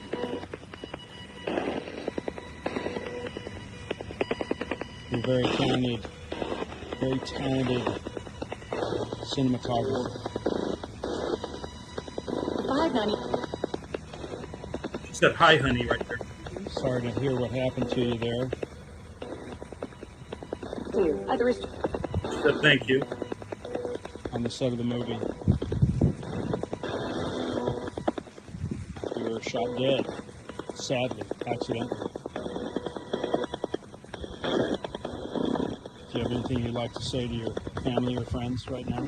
Speaking of this device, you'd like to relay it to them.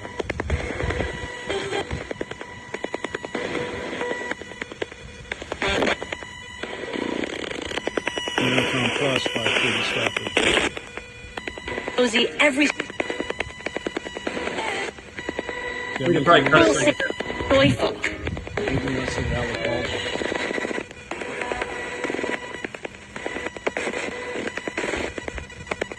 Speaking of this device, Hey, Howard, I don't think I'm going to get any more out of that one. I think that was the wrong clip. All right. But what was interesting about that is that if you hear at the start, it sounds like she says Helena. Mhm. And, she said, hi, sweetie, or whatever it was. Mhm. And it was weird because the word Uzi came out too. I mean, she wasn't shot with an Uzi. There was an old revolver, wasn't it? Or something? But you understand out of these boxes, right? They're grabbing for words, right? They're trying to find Right. the words over the radio bands, and they're trying to grab the right ones that fit, right? Right. And so I thought it was interesting that she said Uzi, Right. And I think if she could have grasped the word pistol, she would have grasped the word pistol. But Right. it was the first gun she saw, gun. It was a gun that did it. That So was I tragic. I feel, I have people who looked at me and said, you need to ask her, if it was an accident or if she was murdered by, and I'm like, oh, come on, please. I said, I'm so uninterested in I'm interested in the relationship with these people. Right. Okay. I don't care how somebody died. It's sad that they had to die. Yeah. And in a lot of the cases, they died way too young. Yeah. And so it doesn't matter how they died. They died way too young, and they have family, okay, who cared about them, who wept over their death. And so I'm not going to disrespect it with, conspiracy theory. Right. Right. But anyway, on top of that, there's another cemetery out in Westlake. What you were speaking about right there, what you're doing and what you're looking for is basically what I'm doing right now. We're doing like a documentary, and it's on Faith Hathaway. Huh. And she was the victim of, if you ever seen the movie Dead Man Walking with Susan Sarandon and Sean Penn, that's who they were referring to. They called her Hope in the movie, but her name was Faith. Huh. They just changed the name. And what we're doing is I want to get her story. I mean, the movies and everything that's out there right now, except for like one book that actually tells you the truth, is pretty much siding with the killers. Because Willie was able to talk to a nun, Susan Sarandon, and got forgiven, but he was also executed. And there was a second person involved in, and he was in a federal prison. They kept him at Fort Leavenworth, I believe. But I want her story. I want to hear from her. And we're getting some really great EVPs from her. And then towards the end of the night, we was doing the Estes method. And something growled at one of at Dana, who's one of our researcher. She was under, and it growled at her, and she just threw everything off. Huh. And it was Willie coming back, and then even in death, he still tortures this woman. So I'm gonna, if I got to, I'll exercise his ass or something. Wow. I mean, I just want her to get peace, and I just want to hear her side. Yeah. Have you seen? So she's a classic case where how vulnerable people can be. They tortured this woman so much that she begged. Her last words was that her begging for them to kill her. Huh. Yeah. Wow. Yeah, it was a tragic thing. And that happened in my town, my city. I mean, back then it was real small. It was a village when that happened here. Well, I'm looking forward to that. I'm looking forward to seeing the final product. And that's what we took the Ghosty Girls on. We took the Ghosty Girls. Yeah. We're going to try to hit the murder site, and then we're going to go get the EVPs and everything, because I want to do her grave at least once or twice more and get some more. And I'm going to his grave because he's buried in the next city over, which is maybe 20 minutes away.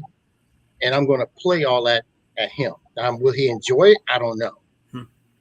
You know, something that, and people are going to think I'm kind of crazy for this, but I reached out to a guy,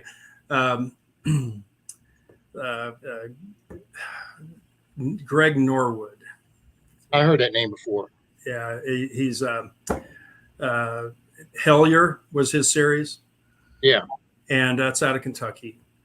And I reached out to him. I said, hey, you know, you've got a lot of production experience. And I said, why don't we go look for, you know, let's find Charles Manson.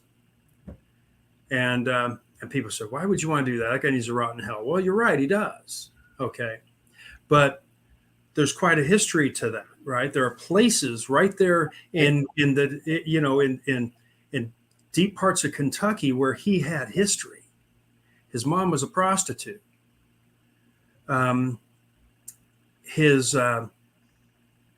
You know, he lived in a brothel. I spent a lot of time in a brothel, and then he had, you know, there were certain other buildings where he would grew up, and then his journey out west, right? The ranch that he ended up somehow commandeering and controlling, and what led up. I just feel like there's communication.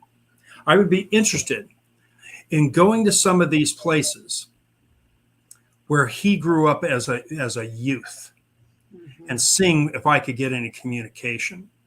And here's the deal. I'm not afraid of Charlie Manson. Can't hurt me. Okay. But it would be interesting to communicate in a place where he had his roots, where he loved his mommy. Okay. See what I could find, see what kind of communication can happen, and tell that whole story. Right. And so I went to Greg Newkirk about it, and Greg said, "You're nuts. I'll never do that." So that's the end of that. And I might be, you know, but you know, sometimes you got to reach, you know, outside the box a little bit. You know what I mean? Yeah. And adventure and explore. I mean, I've even considered doing Lee Harvey Oswald. Well, there you go. Another one. And, you know, I mean, well, shoot, Howard, maybe that's you and me. The thing is, you have got to be open-minded about everything in the spiritual world, paranormal world, whatever you want to say, right? From Sasquatch to UFOs to spirits. I have specific opinions of what I think we encounter out there, and maybe sometime we can get involved in that stuff. But the point is, you know, if you're closed-minded, and that's fine. For people that want to be just closed-minded and want to ignore all this stuff, okay, that's fine. You know, you live your life, and you know, you find out later. Okay, skeptics, all skeptics. Yeah, right. So, and that's fine. I'm not going to hold anybody to that. But for those that want to be open-minded, that want to learn as much as they can about the spiritual world, you know, there's a lot of ridicule there. All right. But I could care less. You know, I could show you specific things, you know, that are that you can't deny. You know, what came my son, you know, he's I guess technically he's a bit of a, I guess he's a fifth generation to some degree, but he's a skeptic, very skeptical. Right. And he says, no, Dad, there's something in that device that's spitting out, the words, it picks up your words and it spits out. No, dude, it's giving answers. Mm-hmm. It's not repeating my words. Right. I'm not saying Greg and it's saying Greg. That's not what's happening. Right. I'm saying I communicate with your daughter this way. And like you real? I mean, Mickey Rooney says, they put me in a box. It's funny. He's in a mausoleum. He's on the outside of a mausoleum in a square box, basically. And his words to me was, you can find that on my Instagram. They put me in a box. I could hear him saying that because he's a funny guy. Yeah. He is. And then I said, you got anything else you want to say to me, Mickey? He says, good night. It was like 9 a.m, but he's got no idea, right? He just wanted me to go away. So. Well, they say that our daytime is their nighttime. So. Yeah. Well, you know what? I do pretty much most everything I do during the day. Just because I work alone, I'm not saying that it you get, if you have a truly haunted location or anything, and no matter what, it's going to be something that, you can get it day or night. It's going to be there. So there's, and that's the thing. There's a lot of groups, a lot of people get together for some fun, and those are fun events. And I would like to go to some of those events. I just haven't really been going to that sort of stuff. But like I say, I like George Thorogood. I drink alone while I investigate alone. But I'll tell you what. Next year, when we're having Fear Fest, Paracon here in New Orleans, it's never been done here, never. And come on, pack you some bags and come on down. I'll take you on an investigation. Okay, I'll take you up on that.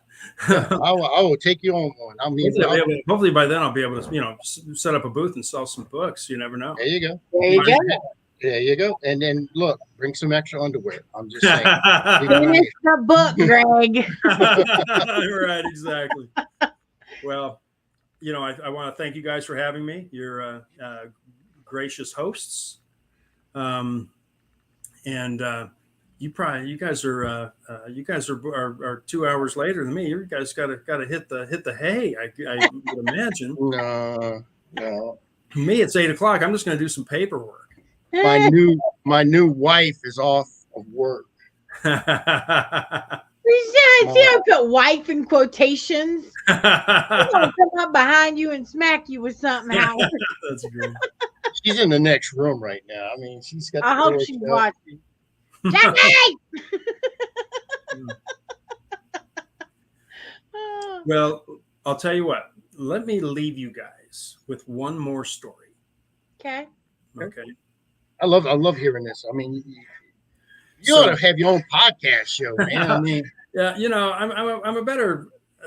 There's people who'll tell you I'm a better Guest than I am a host. But Gwen is the one. Gwen's the one that's really been pushing me. She wants to have a podcast together. That spooks the hell out of me. That thing just looking down on you. It's like. There's the name, Greg. Adventures with Greg and Gwen. Exactly. Greg right? and Gwen. There you go. In fact, trust me, that has been explored. Just drive it around town with it. Just put it in the passenger seat and just see what happens. Come on. Yeah. So interesting story to Gwen is she is the second one, because the first one, the poor guy, what an artist, what an amazing artist this guy is. And, they're not cheap. And he ships this thing to me clear across country. He's back your way, Howard. And it shows up. And darn it, it had some damage to it. I was so devastated. Told him about it. He says, well, I'll make you another one. I said, you know what? That's fine. I said, but I'll pay for your materials on the second one because, you did your best to get it to me, blah, blah, blah. So he appreciated that.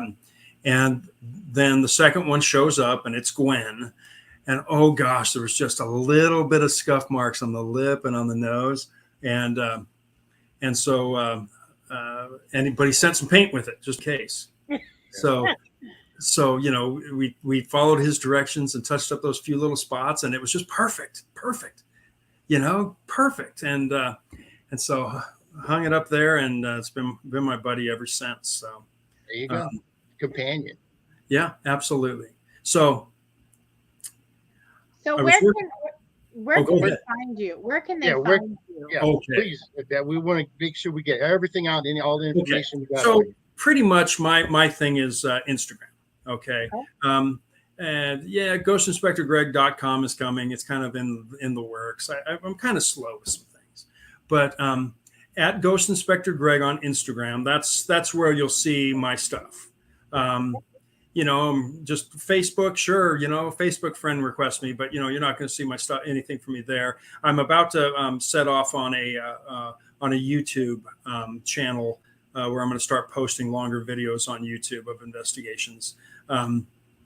But at this point in time, come see me at Ghost Inspector Greg.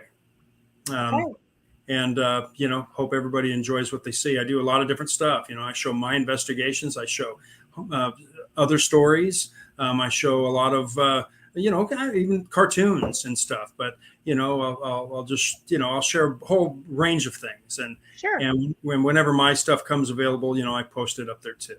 So I just followed you. As a matter of fact, I just got you. All right, that's me. And that's me up there with Annabelle, right? That I couldn't resist taking that picture with Annabelle there when the movie came out. So real quick. Yeah. So I was working down at UCLA, University of, Los Angeles. Yep. And it's a big, giant campus. And it's a real medical school. There's a huge medical school there. And we were having to work a graveyard shift because there were classes during the day and we were working in the night, rehabilitating this place in this basement. And as the engineer, I was going out there. I kind of had to take the night shift and do observations at night to make sure things are being done correctly. The superintendent comes to me and says, "Man, this has just been the worst, terrible job for me." I said, "Why is that?" He says, "Because none of my laborers will work alone. They have to work in a group." He said, "And it's killing my budget.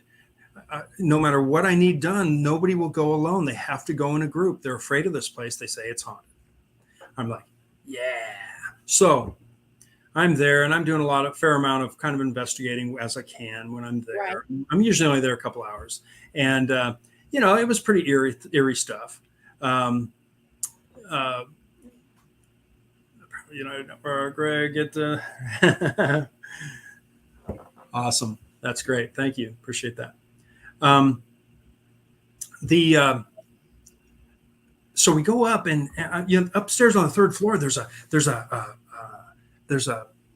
it's a break room and it has vending machines, and they had this vending machine that, I kid you not, made the best cup of coffee with a little bit of cream in it.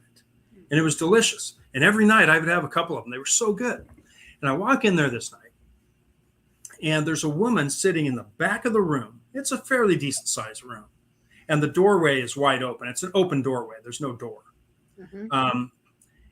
And she's sitting in the back reading a book. Okay, well, if somebody works there, they're on their break, they can read a book. She's dressed in black. She had black hair, and she's got this book sitting down at this table. Sure. And so I look over, and I didn't want to startle her. I said, "Good morning," because it was about 3 a.m. And she didn't acknowledge me. So I put my money in, my dollar in, and get my cup of coffee's brewing, right? Look over, she's just sitting there. Some guy comes through the hall, and I said, "How you doing, man?" He was a janitor guy. He says, "Good." I get my coffee. I turn around, and she's gone. And I said, "Now, wait a minute. First off, nobody got up and walked past me, okay? Couldn't have. But she was gone. But there was a door right there. And the janitor was just around the corner. I said, "Hey, what does this door lead to?" He said, "It's a supply room." Mm-hmm. And I go over and it was locked. And I went out and I said, "Is it always locked up?" He said, well, yeah, it's always locked up. I said, how big a room is it? He says, like 5 by 5. And so nobody went into that room. Right.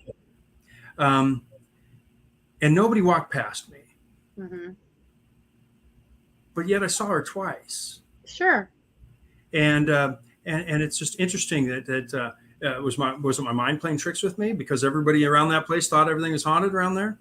Yeah, I don't know, maybe, but it was pretty cool anyway. And it was my experience, and that's all there is to it. So that's interesting. Yeah, it is. Well, okay, I can give you 1,000 more, but for the sake of the time that it is right now. No, Greg, I'd love to have you back. I mean, absolutely. Yeah. Well, there's a whole lot more areas we can dive into if you would like anytime. Just let me know. Absolutely. Yeah, you guys are free. You guys my calendars are open. Yeah, well, you guys are a couple of fine people, so I appreciate you having me on. All righty. Thank you. Until then, I will just do this. Ghost Inspector Greg. That's awesome. Good night. Thank you, Mr. Greg. Thank you. Appreciate it. Take care. Thanks, everybody. All right, guys. Bye.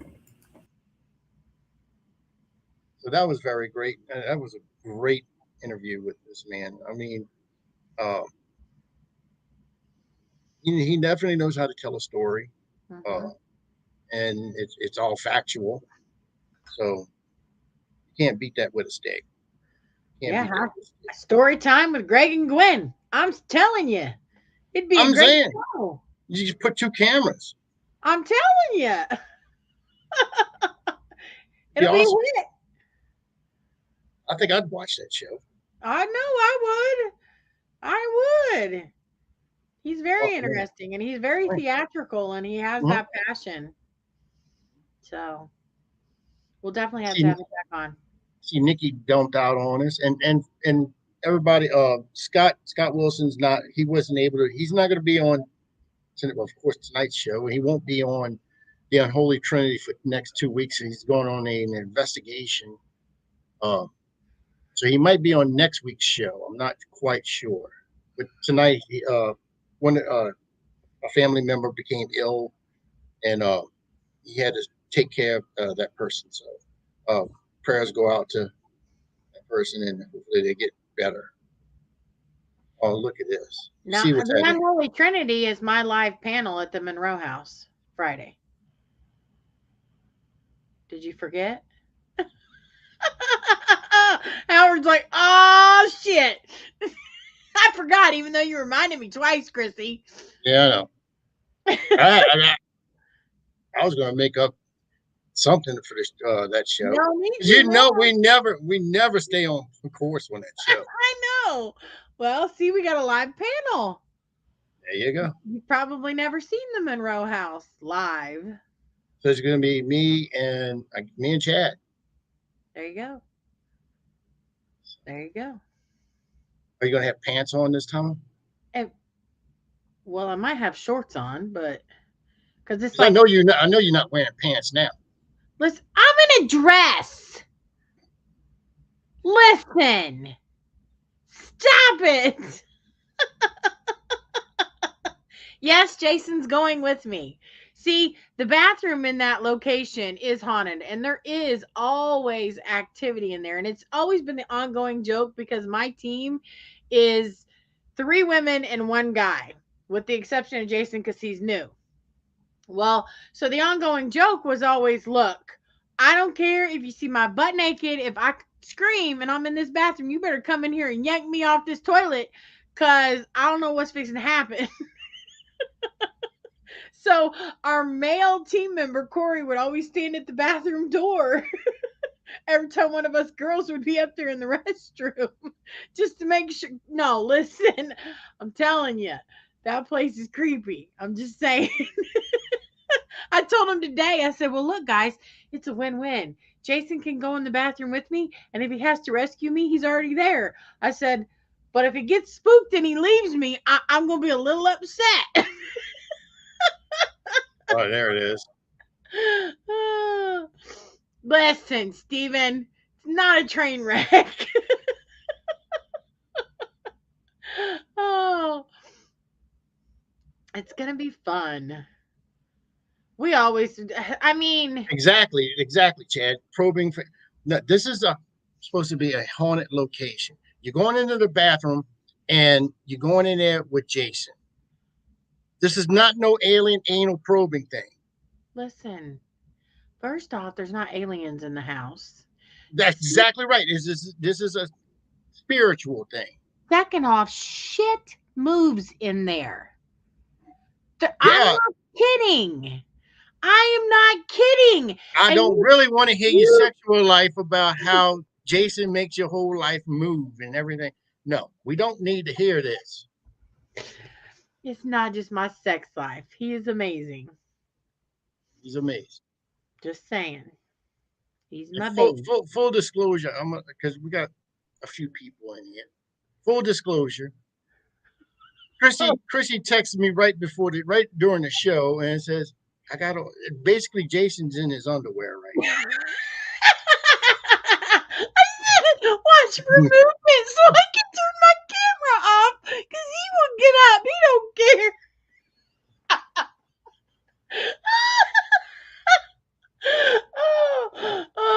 Yeah. I mean, he's proud of himself, and he should be, rightfully so. I'm not saying he shouldn't, but we don't need to do that on a live. I'm just saying.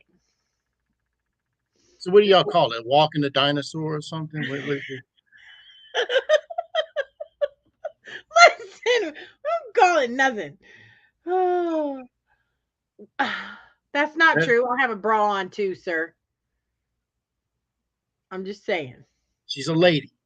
That's right. I at least wear a bra. Until at least when this camera goes off. And then that's Then it's gone. Everything. It's off and on the floor. Let's go. oh Wake my up. Lord. Chad says you call it slaughtering the goat. Oh my God. I can't. I can't with him. I just can't. And it's just gonna be me and him. Nobody's gonna keep us in control and in line on Unholy Trinity. Unholy Trinity. Stephen Woodard, I need you to keep these men in line while I'm trying to do a live at that location. Stephen's going to be the one who's going to be the conductor on the train wreck that's going to happen during that show. God, I can't. He's got to work. That man's got to work. I don't think it's not his weekend to work, is it? Yeah, he went. He goes back today, I think. No, because he said Thursday he was supposed to be off and he's working. So I think it's his weekend off. Maybe not. I don't remember. But he said it worked 8 days. Well, I missed that part. Well, I still need you to. Oh, who am I going to have on the show to rein you two in? Jesus. Chad, it's going to be fun times Friday night, buddy. By the time the show comes on. Listen. I'm just saying. Crystal, he doesn't work this weekend?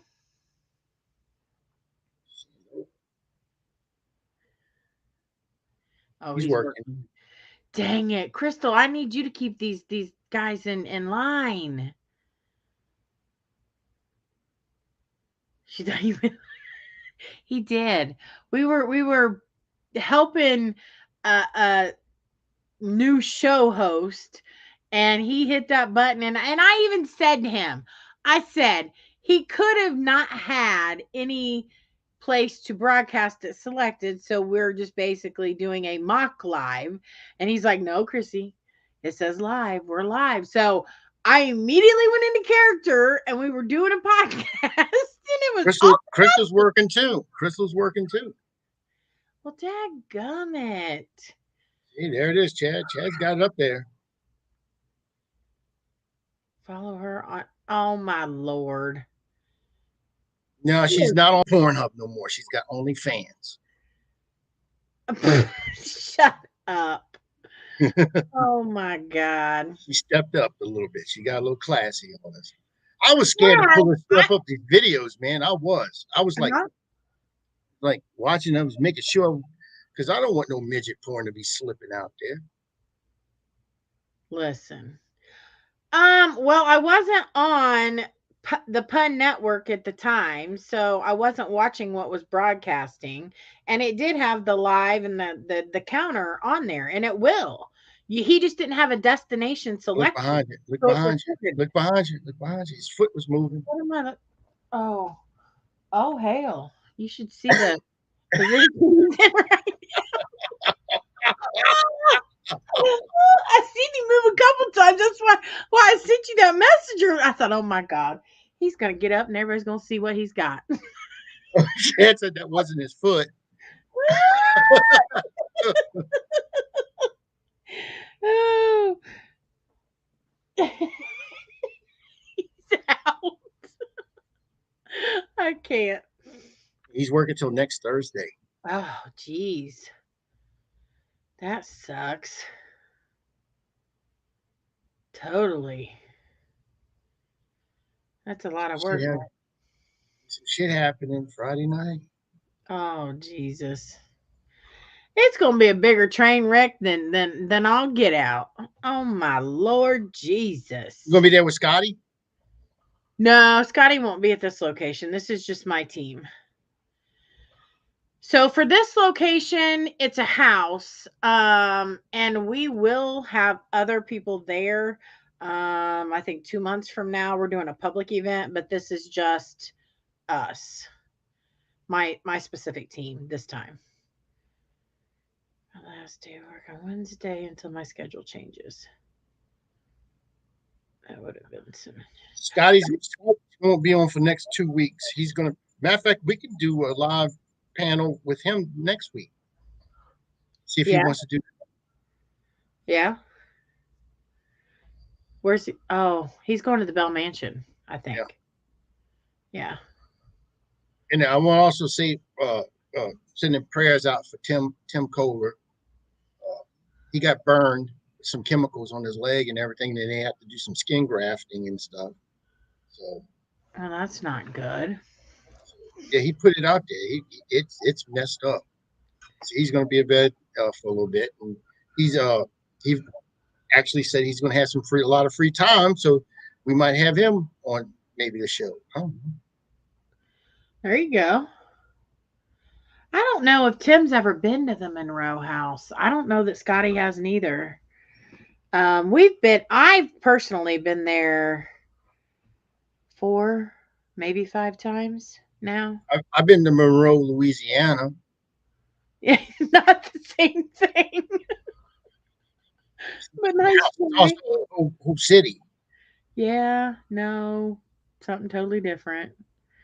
Something totally different. I don't know what I'm going to do with you two in charge of the reins. Because I'm going to be focused on the investigation part. I'm gonna be screwed. I'm gonna get me some brown liquor. I'm just gonna drink me some brown liquor and go with it. I can't. See, Chad's been to a house in Monroe, Florida. Was it called the Demon House? Because that's what this was. It was when the wife was home.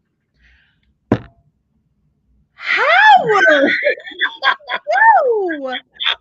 Get your whole self together. She's gonna kill you. I'm just throwing that out there. She's gonna kill you. This house is a demon house when she's here.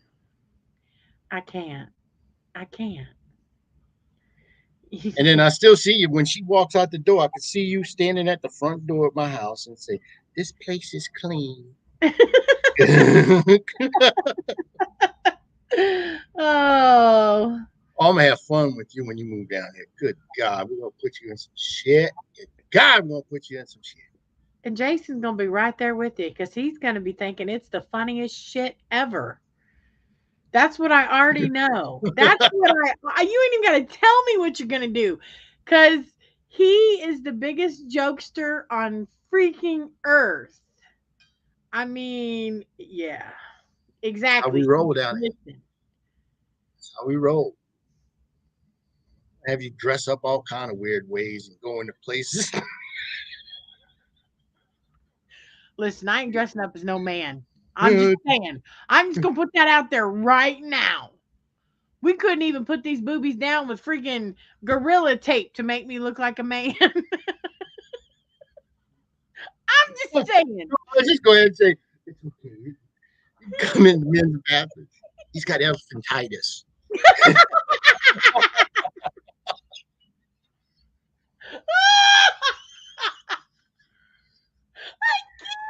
The deformity of the chest. I can't. Walk your ass at Target or something Oh my god. I and can't. film it. Walmart, Super Walmart, that place. Oh God. Oh, we'll have to go watch Jackie's at work. I'll Jackie! just walk behind you, start eating shit, throw it in. Look what that woman's doing. Oh my god. Then wait, Jackie's gonna play along with some of this stuff too, like the Oh, fart I'm game. sure. I'm The sure. fart game, that's on. That's you're on your own for that. I can look at it and I know when she's thinking about it, and I just walk away. She'll squeeze one off and get you. Good God. She did it to me at Party City in the line. Oh my god.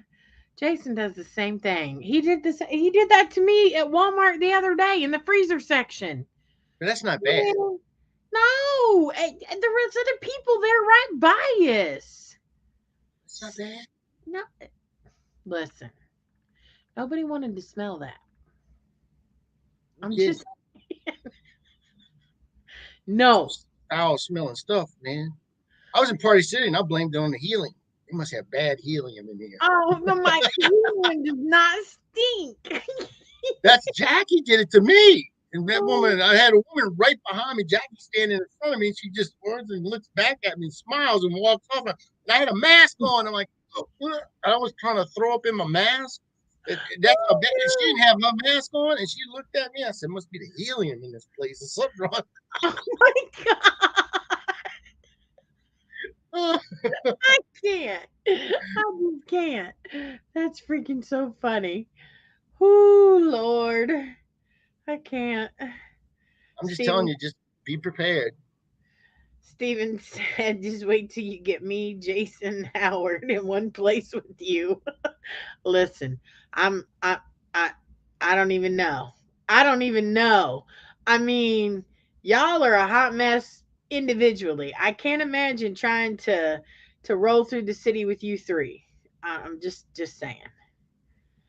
I don't even know. I need medication. I need a daiquiri. Or maybe two. No. What happened to you last time when you had daiquiris? Damn near killed yourself. Trifecta. Oh my god. Fucking, you were so messed up. The dog left you on the porch by yourself. The dog just left you. The dog left The me. Cordy, yeah. My You went poor- outside. You went outside to bring the dog in, and you couldn't get up the steps. Oh. The dog just said, "Fuck it," and he's out. Peace. And he He was probably gone. did. He probably did. I call him my demon dog, man. That dog's something else. He just left you on the porch, lonesome. Well, Chad, I mean, I may be a hot mess, but I'm a loved hot mess. So there's that. Just saying. Oh, Lord. Irene, thank God Chrissy left my name out. Well, Irene, if you're coming to Fear Fest, then you're going to be around these crazy men too. I'm just saying. I'm already planning shit. Besides helping doing all this stuff and doing the planning and all this shit for this thing, I'm already picking targets out. Target? I did it. Oh yeah, I did this shit at fucking Temple. Listen, I can't. Jason's over there snoring. It's gonna be some fucked up shit. I'm just gonna say that. Well, I grew up around that. I grew up basically my teenage and young adult life in that city and in the French Quarter and all. I know where to go. I'm sure Jason does too.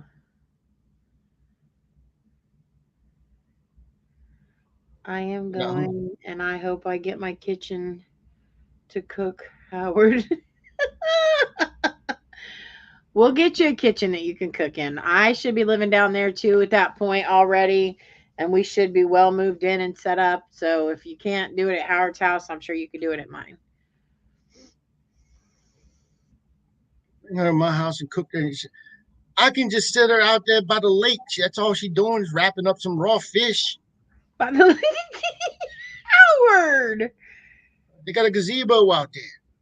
I can't with you. She's not just cooking that because she said she's making me some freaking spring rolls and something else. She's cooking it. She's cooking for you. Well, I said she could come to my house, didn't I? I'm just saying. Well, a lot of people.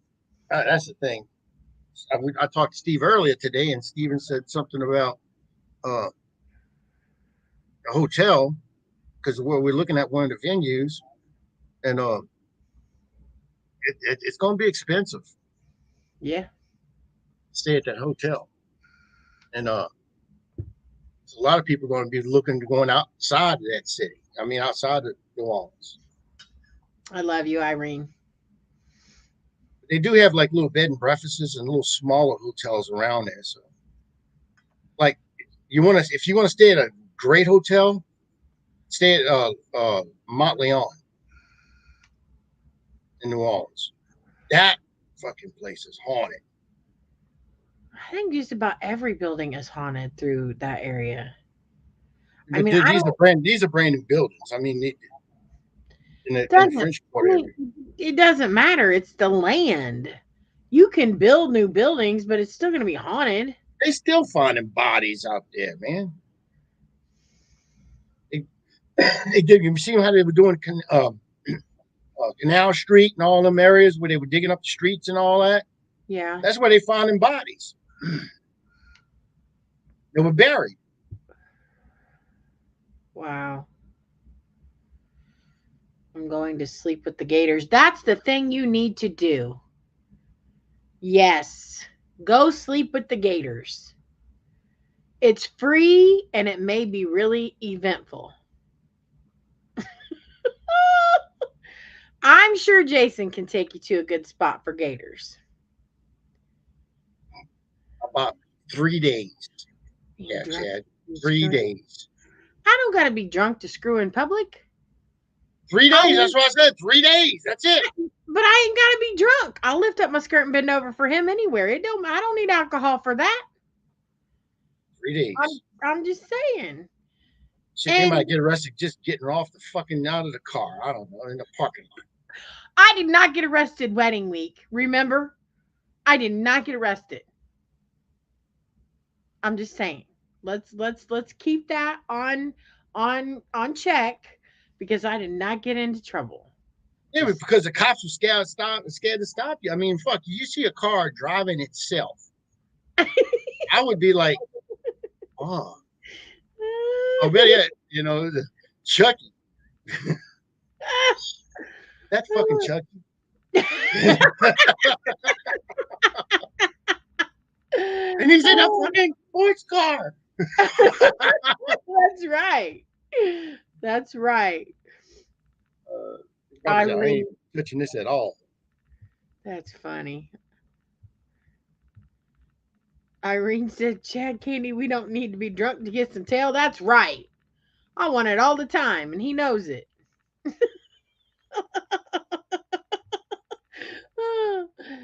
I might have a freaking movie or a series.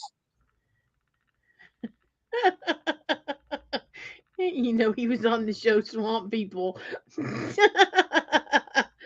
Listen, he who did he tell me that was? Shoot, he's friends with some of those people. He Me knows too. them. Mhm. He knows them on a personal level. I mean, Mhm. he's hung out with them. So, and he's been gator hunting and he Mhm. loves to fish. So Jason knows that area and knows it well. Just like Me too. Howard. Me I, too. I said just like Me Howard. too. Listen. Oh Lord. What's he talking about? I like to like donkey butts. I, what is Chad talking about? You might be trying. I like to lick donkey butts, maybe.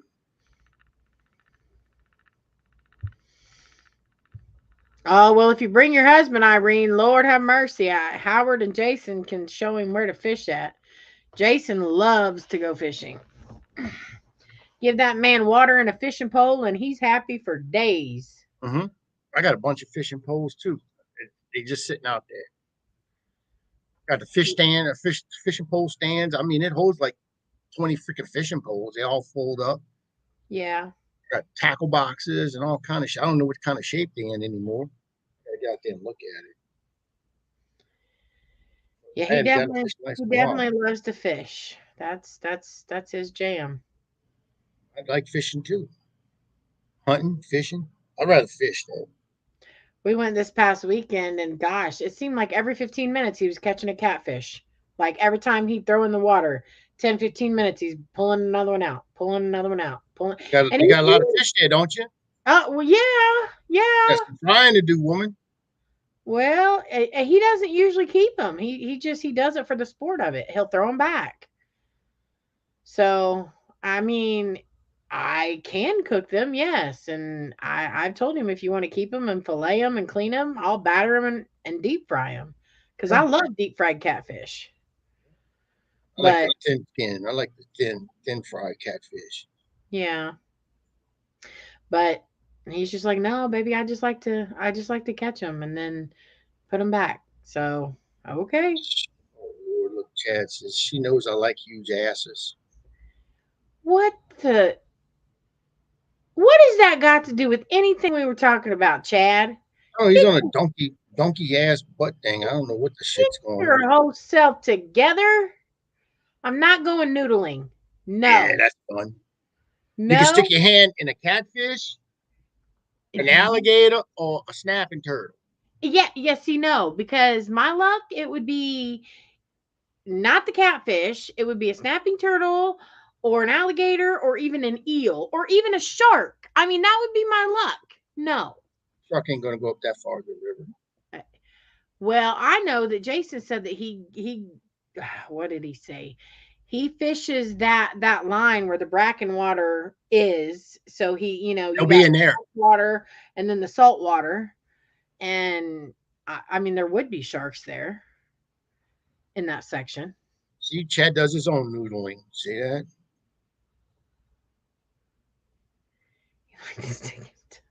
Asses. He, Chad noodles. I mean, whatever floats his boat. Once again, that's a three thing that could happen when noodling with your tongue. I, Get out there. Well, the first thing with noodling for catfish, alligator, or snapping turtle, you can get sour ass, or a fart, or get shit on. I can't. Howard. Oh Lord. It has to be washed first. That don't mean nothing. Well, then take away the sour ass, and then you still got the fart and shit on. Chrissy ain't never gone 4 days without bathing. That's just gross. We had this discussion earlier, Chad. Oh, Blech! Lord. That's gross. I take a shower every single day. Sometimes more than once a day. I've seen it too. She's got pool noodles and everything in there. Shut up, Howard. Listen. Irene. Hell no. Golden showers don't I count. said I take the showers. I didn't say the type of showers Jason got. Now, did I? Come at me again. Lord, I can't. She come at you like a fucking sidewinder. She hit you and you don't even know it. That's right. And if I don't hit you, my man will. We were, That's if he's not drained. listen, we were talking about, I was on the phone with somebody and they were talking about another person that was going to be in an event with us, and she was warning me that the person was going to be there. I said, "Oh, so what you're saying is when I don't like him, I can't hit him in the face, right?" And she said, "Yeah, that's kind of right, because it's my brother." And Jason said, "Well, I can." I mean, he was right on. Ah, that's messed up, man. What the fuck? No, listen. He did not even come to her wedding because he said he did not approve of the wedding, so he couldn't partake in that festivity. But that he would send her a gift card. This is her brother. I'm sorry. That's just Jackie rude. has three brothers, and she doesn't talk to none of them. And I'm the one that's actually reaching out to them and like sort of invited them to the wedding Yeah. and everything. Did they come? No, one lives in Arizona, uh, Scottsdale, I think, something like that. Glendale, Scottsdale, one of those. Yeah. And the other one lives up in Monroe, and the other one lives right across the lake right there. But he just didn't come. He sent a card. I mean, a gift card and all that stuff. Yeah. It was nice. But it's the idea, you know. Well, and that's what I'm saying. I mean, he couldn't even come to this wedding, but then I'm going to this other event this after the wedding, so now they're married, and then I have to be nice to this guy who I know is an asshole to his sister, who is now my sister-in-law. I I Well, do mean, you know how to bring them in the chat? Listen, you got to get rid of that motherfucker. I'm just saying. Just I'm just saying. saying. You don't do that. I mean, it's not your Well, place. how's he an asshole? What does he do to her? I mean, number one, he didn't even come to his own sister's wedding. And number two, it's not his place to say who she should or should not marry. And because it's not like she was marrying somebody that treated her bad. Now, And I wait a minute. mean, Now, is the father passed? no, Is their father passed? no, he's alive. Well, that yeah, you're right. He has no reason or any. He shouldn't say nothing. And her parents were there. Her parents came to the wedding.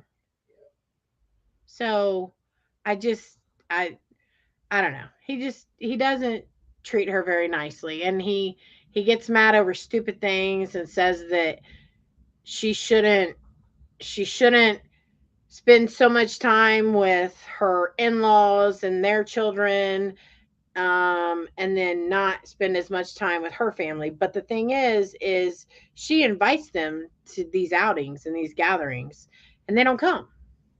That's on them. Well, and that's and then he gives her a guilt trip about it. Well, we want family time with you without anybody else. Well, I'm sorry, but when you marry somebody, you're also marrying into the family, and those gatherings become merged. That's just the way I see it.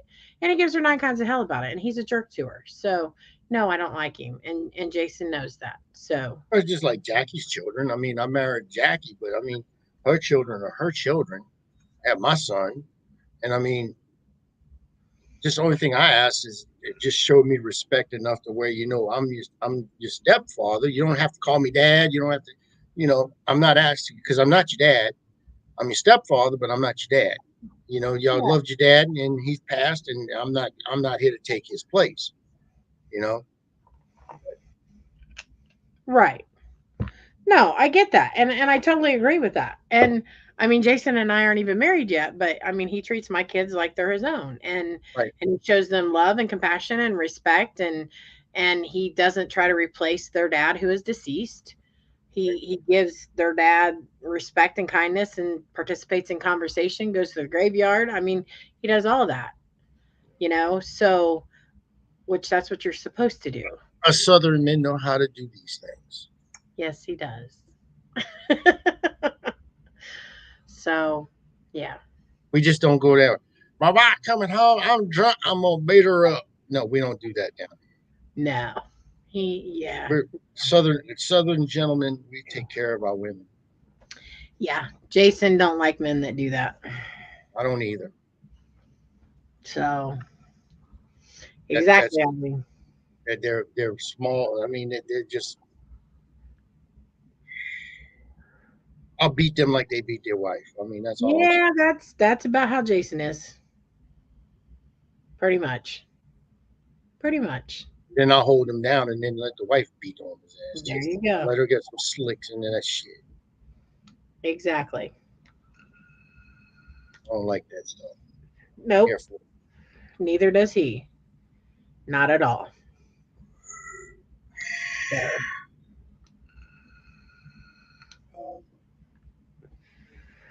So, Jackie's going on. She's Jackie.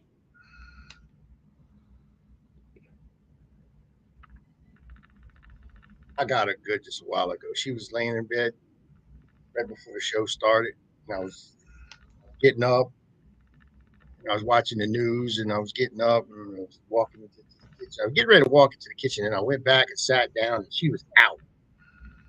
And then she always tells me every time I wake, I'm up, I'm up, I'm up. She's always awake. Okay, she never sleeps. You know, when I ask her, you were sleeping? No, I wasn't.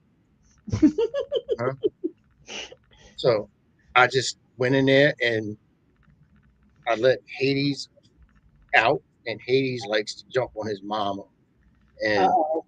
he comes around and he puts his legs on each side of it, and of course, balls are like hitting her on the head like that. You know, Oh my God. so I let him out. That didn't have any effect on her, none. She slept through that. And I said, "Son of a bitch, this girl's tired." So I gave her what she gives me all the time. I just had to walk around her side of the bed and just set my buttocks gently on her cheek. And I knew she felt that because, I mean, it was like, and I knew that cheek was just a flapping.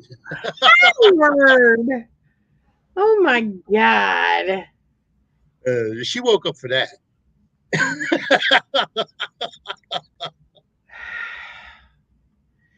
Jason keeps getting me with the Dutch oven. I get so mad at him, and he's stronger than me, so he can hold my head under that cover. Oh my Lord, Chad, you don't tell that kind of stuff, man. That's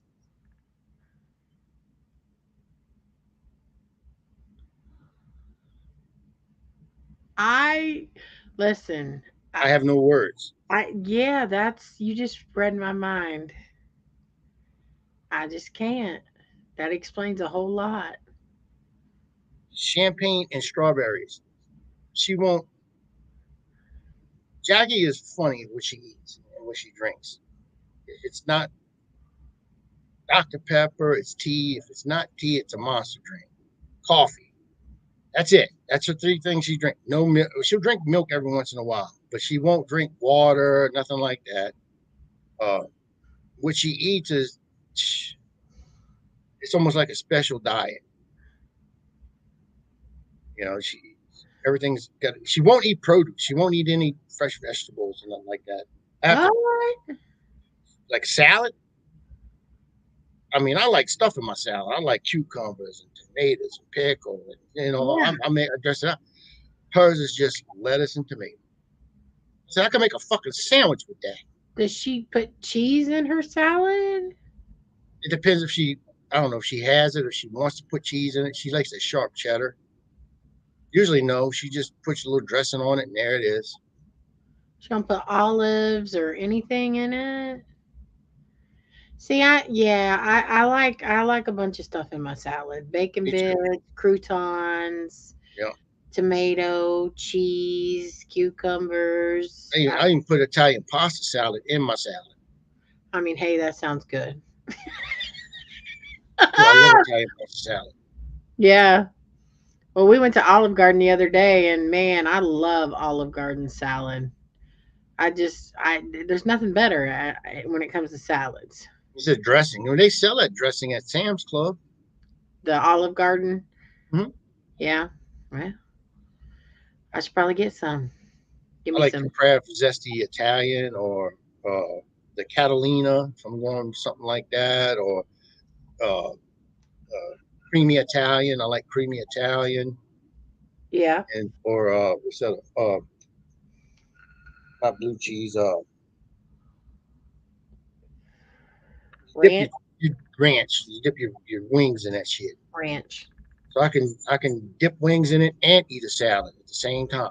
Yeah. It's all good. Well, a lot of people do use blue cheese though too for wings. It just depends on the person. Yeah. I was thinking But about cooking some chicken wings the other day. I said, no, I'm not gonna do it. I make the cheesy. I call it cheesy chicken, and I take chicken wings and I put it in a pan. I just basically just separate them, wash them, and then separate them just a little bit. Put them in a row, and then I put a little olive oil, drizzle olive oil on it, and then I just start piling cheese on that motherfucker. And, and when you have to basically chisel, it stop you up for about a week, but it's good. Woo. So what you saying is you're gonna be constipated as all get out. It's a lot of cheese. Mm. I use Parmesan. I use provolone. I use mozzarella. If I wanted to give it a little weird taste, I put maybe a little sharp cheddar in it. But I stick it with the white cheeses. Some of the white. Yeah. You just bake it. Sounds good. Yeah, it is good. Sounds real good. And it's Making me sticky. hungry. I know, me too. Mundo cheese. What the fuck is it? It's Mundo. gross. It's I like don't like Limburger cheese.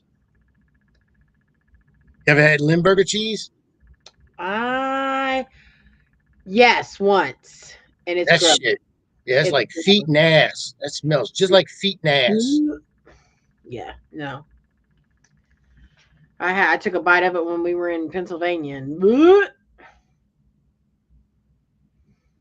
From under your balls. oh my lord. From under. Oh, I get it. From under your balls. Ah, ha, ha. You're so funny, Chad. He is. He's a funny guy. Yeah. Freaking hysterical. I don't know why y'all women want to kill him. I mean, he's a nice guy. Oh yeah, he's just amazing, Howard. He's just fan fucking tastic. Don't get me started. We ain't even on Unholy Trinity. He was telling me the other day, Chrissy jumped my ass. I don't know. Only thing I asked where was Jackie, and she just come on like a fucking bear. I was like, I don't know what the. It wasn't even about Jackie. It was about that other post where we wasn't even supposed to be posting. That's what I'm saying. Lord. Well, y'all want to have free rent because I know he's going to be coming to the Fear Fest, right, Chad?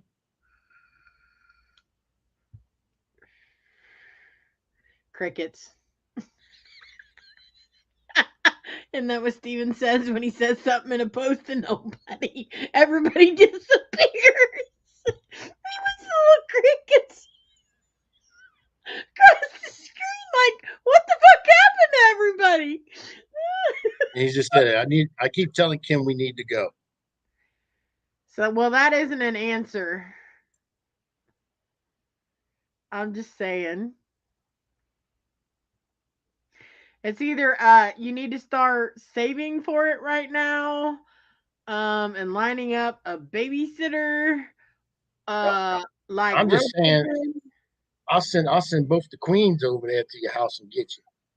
I'll send the listen queen and the sushi queen. Oh Lord, have mercy. It'd be like an episode of Kill Bill. Yeah, it'll be eventful. Yeah, because I know you're gonna be there recording that shit. Oh yeah, I'm gonna have to record everything. Mm-hmm. Posterity. Yeah, it'll be like me in the French Quarters for the first time. Have a camera on me the whole time. I go around showing people that shit. I mean, it's for posterity. I mean, really. I mean, 30, 40 years from now, people are going to be saying, what the fuck? And I said, look, let me show you this. Lord. I got on Jason when he took me to that alligator pond, I guess is what it's called. Close to the lakefront. Um he took me on this path. And this path had like it looked like they had taken pallets and laid them down and then Oh, built. you went on a nature trail. Yes, let me tell you about that nature trail. There How was about no Tim and Crystal on there? there was nothing fun about that trail because the moment I stepped on that freaking first pallet, the bugs started swarming me. I mean, it was like they opened the floodgates. So we're trying to hurry to get through this rickety path of death trap of broken ass wood, and the bugs not kill me. And then we get to this big opening, right? And then Jason's like, "There it is, baby," and I'm like, "You just made me truck through a cesspool of I don't even know what kind of bugs that were all trying to eat me to look at water. There's no flowers, there's no benches, there's nothing pretty about this area. Why did you bring me here?" You went to the wrong one. And he was like, "Baby, this is a popular spot." I'm like, "No, no, it's not." So I started walking. I was mad at that point. I was irritated. Well, so I didn't know this, but he's recording me, right? And I'm swatting at the bugs and I almost fell on my face and I slid in the mud and he's recording this whole thing and you can hear him chuckling as he's recording me. Now I did not know this till after the fact. So and then we get to the end of the walkway by the water and there's this little path that's all open and there's no trees, there's no broken wood that you got to walk on that leads directly to the parking lot where we parked. I said, "Why the fuck did you not just take me through here to show me this stupid body of water that has nothing pretty around it? You made me walk through that cesspool of shit that could have ate me." Of course, he was laughing. I'm like, I am irritated. He was like, "Baby, it's a famous pond." Okay, well, bring me the short way. I mean, and it's still not pretty. I'm just saying. I was not impressed. But then he took me to the lakefront, and that was pretty. That was very pretty. I mean that was Went by nice. the big oaks. Yeah, yeah, Pretty underneath there. You can climb and you can take pictures on them and everything. yeah. That's what he was saying. So I mean, we did see that, and this was all before we went to the city that morning. Because we got up, yeah, we got up at like 6 a.m. Heck yeah, he was taking me and out on this adventure. I was in tennis shoes and that red dress. I was like, oh my God, I can't. I can't. So it'd be actually like 5 a.m. here. If it was 6 a.m., you thinking, Exactly. Exactly. they should have Yep. got y'all some beignets. We did. That was the day I did try beignets. But Like, just in Mandeville, not in the city. how you So like them? I mean, they were good, but like I told Jason, I was like, "Baby, it's like a powdered donut." I mean, they're good, but they're not. And he did say the ones in the city are better than the ones in Mandeville. They were good, but I wasn't like overly. I'm gonna die. This is the greatest thing that's ever been in my mouth type deal. But he said that I should try the ones in the city. So, but you remember everything closed down in the market by the time we got to that other end of the Yeah. day. So, I'm trying to talk Tim and Crystal to move down here, hey, that'd be good. but they got a lot of stuff that's happening right now in their life, so they're trying to take care of a lot of stuff. Yeah. What's he? Jason is not gonna post it, Chad. No way, no how. He's not sending that video to anybody. Uh, yeah, I'm moving there, but Jason also knows what I like and what I don't like. He was just showing me that little nature trail. He knows better. He knows I don't like to be hot. He knows I don't like to sweat, and he knows I don't like bugs. So he knows to leave my ass in the air conditioning when it's over 100 degrees. That's the difference. Well, no, ways you can actually let him go fishing right there at the lakefront, and you can stand over there by the Barley Oak, which is beer. It's like a pub. It's a Yeah. two-story pub, and they serve food and drinks and everything, and you can just sit in there and look out the window and watch him fish. Well, and as long as so here's the thing with me and being out in the heat. So like we went fishing to one fishing spot around here, and it was like one of those days where it was like 110 degrees. As long as I can get in the water and cool down, I'm okay. I mean, now if you take Well, then me, you're scared of fish still. huh? But you're scared of fish. I'm not trying to swim. I just get in and sit down, get wet, and then get out. Well, you like the Trace in Mandeville, The what? the Trace. Every summer, every Friday night, they have free concerts. Okay. And you see live musicians, live bands playing. Okay. During the day, it's like a little water park. They got it's like cement, and the water shoots up out of the ground. And it's like little spouts, it's all over the place. And kids Yeah. go running through it. Some of them lay on the ground and let the water, and there you go. Oh, like a water pad. Hmm? Listen, I'd be cool with that. Shit. You just lay out in the middle of them. The kids will be climbing on you and shit. Ow! I mean, they can throw water on me. As long as I can have water to cool down, I'm okay. And the bugs aren't trying to carry me away. I'm I good. can't tell you about the bugs. Fire department's right there. The fire department. What do you want me to do? Have them hose me down with a fire hose? Whatever. I don't think that would end very well. I know there's gators in the water, Chad. It's Louisiana. I'm aware of that. Yeah, we got eels in the ditches around here. Yeah, that's a mini fan. Oh, Irene, you need more than a mini fan there. You needed more bugs. I didn't know he was taking me on that trail. When he said, I want to go show you something before we were going to go to the city and meet up with Howard, I was assuming that it was just, like the waterfront. You know what I'm saying? I didn't know that it was going to be freaking a nature trail that looked like the Wrong Turn movie.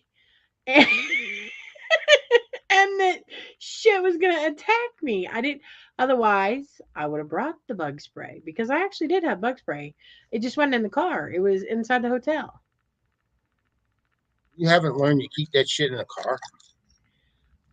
Well, I mean, I have now, but Some way you keep it in the car. I mean, now I know. Now I know. Yep. But again, What happens if you get a flat tire out in the middle of a country road, swamp road? You are going to be just picked up and just haul you off. They're just going to find your car and maybe a sock. Maybe a sock. I'm just saying. That's all they're as finding. long as I have a cell phone signal, I have AAA, so I'm okay. Have the engine blew up, Again, I have AAA. I'm okay. but you're out in the heat. You're not going to sit in the car Well, because that's it's going to be hotter in that car. I usually do carry bottled water and stuff like that in the trunk, and I do have an emergency kit back there. So, I do too. but The hot water sucks. yeah. I'm You're gonna have standing to out there and the bugs would be hauling your ass off. listen. I'm gonna have to carry a cooler everywhere. Now I know. I got to carry a cooler, and I got to carry bug spray, and I got to carry a fucking satellite phone and some flares. Something. I mean, it ain't that bad. I don't think I'd be on any back road by myself anyhow. I can't see that happening. I'm just saying. That you know of. Well, that's true. I mean, I could get lost. I could get lost. He took me down this one trail that I was like, oh my God, is this really a road? And apparently there's like this, and he's asleep. I wish he wasn't asleep, but so there's like this bar out there, and this bar looks like the most rundown shack I've ever seen in my life, and it's right on the waterfront. Do you know where I'm talking about? It's a green shack type. I'm like, you mean, Madisonville. I think You're so. down. You're going down Lake Road. I mean, yeah, it's just a river. It follows a river. I That's mean, uh, and there's swamp on each side of us on the road, that's and Jason's like, Tipitina's. I want to say Tipitina's. Jackie, what you doing? You sleeping? Were you sleeping? You lying? What are you doing? Getting you some ice cream? Oh, ice cream, yeah. Chocolate chip. She grabbed a half gallon of ice cream and she walked back to the bedroom. I mean, hey, she's not dirtying up dishes. I'm with her there. She's content now. I'm gonna have to look into getting those wipes I can carry in my purse, Chad. I didn't know they made those, and yeah, I'm sure I will probably end up on back roads once we're there. But honestly, I don't venture off to those places alone because unless I know the area. So did you go to that bar? Did you go inside? No, this was that morning before we met up with you. I don't even think it was open yet. Sure. Well, I guess it could have been. I don't know. It looks Is so that run see? down. Oh no, it's awesome. That place is awesome. You got a big dance floor inside of it. Got a big bar, and Yeah. then that's on from the street side. You pull in the parking lot and you walk in. On the other side, on the riverside, they got places where you tie your boats off. You go off from your boat into the bar. Jason did say that too. He sure did. He said it's an awesome place. Hmm? So, A little bit further down, you've been at the Coast Guard shack. yeah.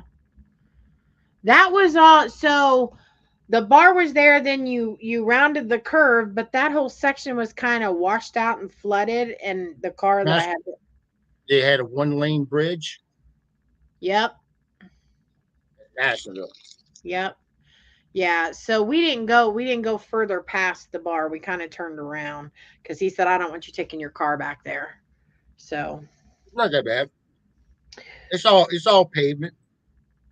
well, I mean, there was water covering it. So he was like, yeah, we're not going back there.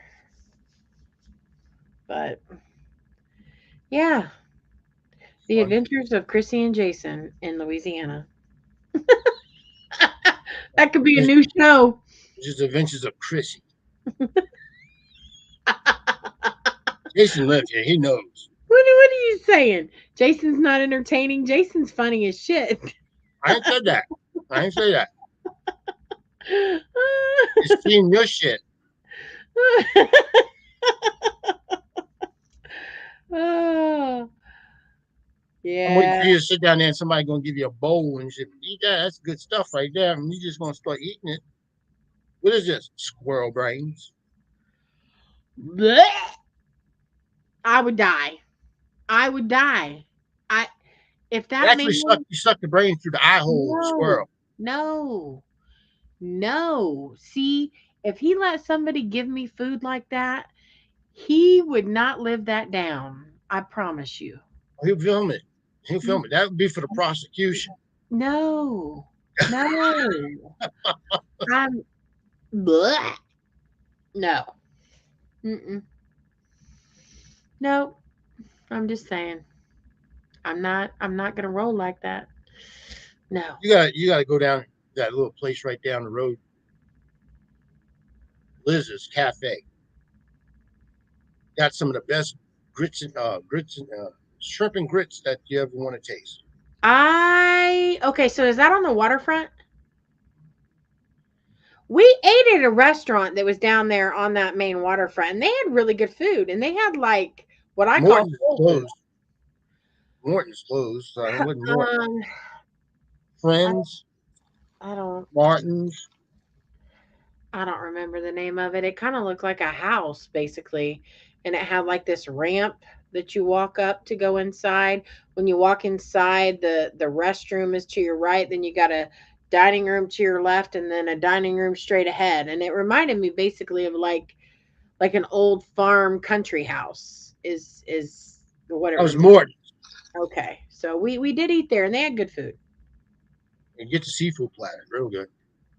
Yeah, well we was there for breakfast, so I ate breakfast food. That ain't Morton's because they don't they open it till lunch. Nothing really to do. His sister had made reservations for us to be there, so must be a pretty popular place because they were pretty packed when we got there. And it literally, I'd say it's on that road on the way to your wedding venue. Oh, and then you might be talking about could have been the broken egg, the rusty pelican. I don't remember. He's sleeping, but they had good food. She said, I am going to need a huge gift shop before I go home. Listen, there's gift shops all over. We went to the candy store down there. Or you went to the candy bank? Yeah, that was cool, man. That was really cool. They had All the kind of soda shit pop. there. Oh my god, the ice cream, the soda pop machine, the retro candy, freaking the retro bottles, the fudge. The fudge was amazing. I'm just saying, I am a fudge person. The fudge was amazing. No, no, no, no, no, no, no. Jason's the fudge person. Listen. Get that shit straight. Oh my goodness. I'm I eating can't. pretzels now. Yeah. Get away from the candy. Well, I was eating popcorn earlier. Now I'm on high blood pressure again. What? Now I just have high blood pressure. I know, ain't don't that suck? You have high blood sugar or high blood pressure. Damn the devil. I'm just saying. She said, nope, the lollipop. And they make ice cream floats there. They make all kind of stuff. Oh yeah. I mean it reminds me of like the 50s soda Mhm. pop candy store. And the woman who owns that was in the show Survivor. Really? I didn't know that. She came in third place. Wow. Jason was telling me that Naked and Afraid has been there in the swamp whatever shit. What's that swamp area? Where did they film Naked and Afraid in Louisiana? Oh no, I never heard of making it. Honey I know Island Swamp Swamp, People was filmed. Honey Island Swamp, Honey whatever. Island Swamps. Yeah, that's in Okay, Slidell. so Naked and Afraid has been filmed there 3 times. Nobody has lasted over 7 days. Nobody. Bob's Nobody. up, and that's Dana Holyfield's place. Yeah, Look at Discovery Plus. If you got Discovery Plus, I do. they got this show. It's something monsters in Swamp, and the second episode is with Dana Holyfield. Really? Mhm. You should try it out when I move there. Uh, try what out? Naked and Afraid? No. She'd be naked. I'd be afraid. Look, I'm not fixing to be naked on camera trying to survive in the swamp. That's crazy. What are your thoughts on Conjuring Keisha? That's something. Kesha? I I don't even know what that is. Is that a show? Go ahead, Google Queen. Hmm.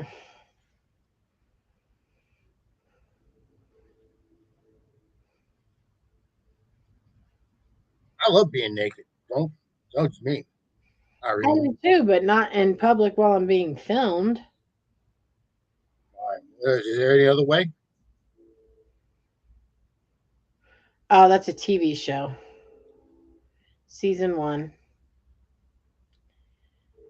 Keisha checks off her creepy bucket list of delving deeper into the unknown with celebrity guests and experts in the supernatural. Oh, that must be on Discovery Plus. Jack, I've never seen it. Oh, he Haven't said, seen yeah, it. it's a new paranormal show on Discovery Plus. I've never seen it.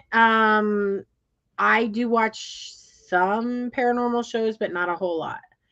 Um, a lot of those shows are for entertainment purposes.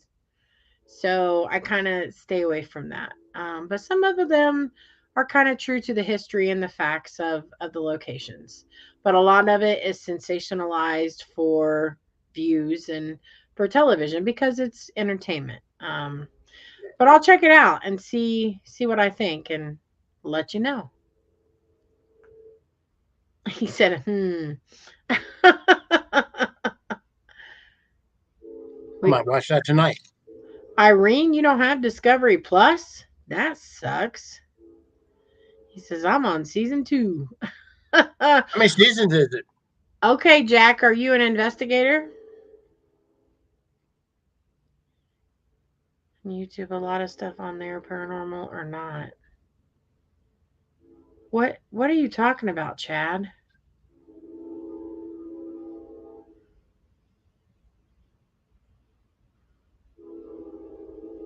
Oh, episode. Episode 2. Okay, you're on episode 2. So it's brand new. So there's only what, 2 episodes out? Chad, I don't want to do that. And I'll tell you why. Because when I go on location to do any type of investigation, I don't want to know anything about it before I go. Because I'll know already. So well, she won't get out. you do, but I don't want to know. I want to know that what I feel or sense is true and it's not skewed by anything anybody's told me. Memphis Ghost Hunters. Oh, Awesome. well, right on. That's awesome. So you own it. Are you on my Facebook?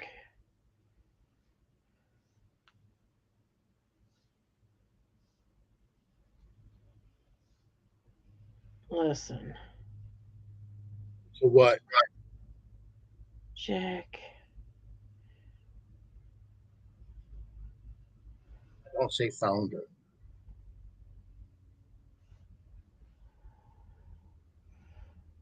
The only Jack Brewer that has any mutual friends.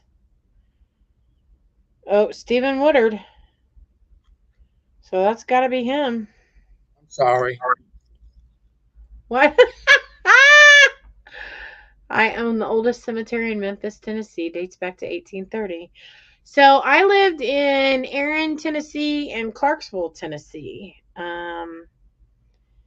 several years ago.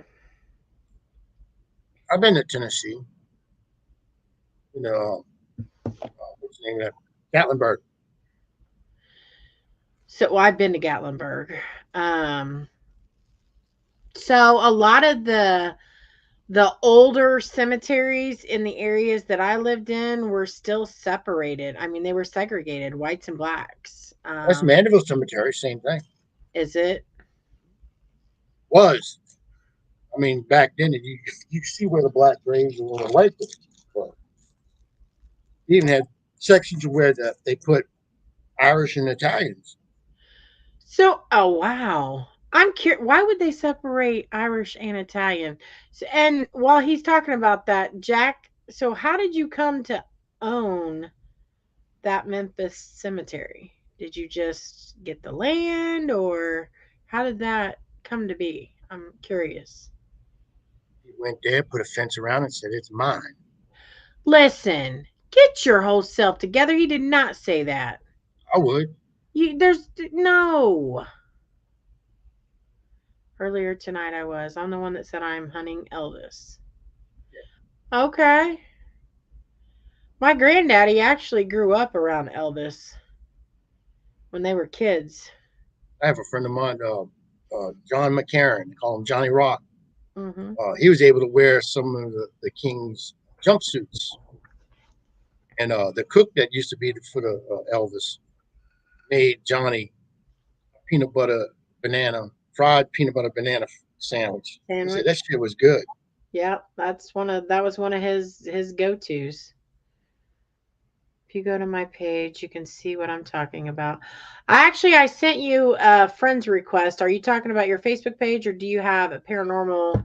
What did you say your group was? Memphis? What? Do you remember what it was, Howard? Uh,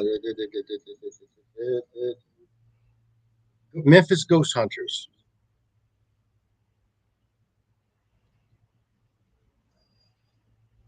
Memphis Ghost Hunters. I'm assuming this is it.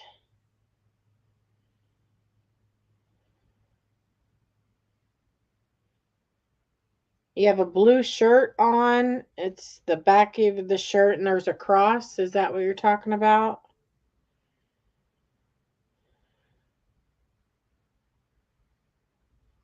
Are you sure you want to do that, Jack? She's a stalker. Oh, Lord. Put it out there. He's at Graceland. This has to be him. Okay, I'm following your page, Jack. We'll have to have you on as a guest, man. You ever been on a podcast? What's he saying nope and yep to? You know, you got to remember there's a little lag in it. It's not going to answer right away. I accepted your friend's request. That's awesome. Okay. And I'm following your page. We've done plenty of podcasts. You told me where you live, Chad. You just shut the hell up. Yeah, she already found where I live and threatens me all the time. He was saying no to me and yep to you. Gotcha. Chrissy just doesn't. She just says one thing, and you ain't got to worry about. You got to worry about Kimberly. That's right. You got to worry about your wife, sir. You got to worry about what she's going to pull out of the dresser drawer while you're sleeping. I'll come on anytime. Just let me know. Perfect. We'll message you and get you scheduled. That's right, girl. I will tell him. That's right. Chad, be leery about what you eat because that shit don't show up in a toxicology report. You Actually, heard the shit does show up in a toxic because he likes noodling. Listen. Oh, I can't. Noodles. Well, we'll reach out and we'll message you and we'll get you on the books, Jack. Why are you going to get a lot of backlash?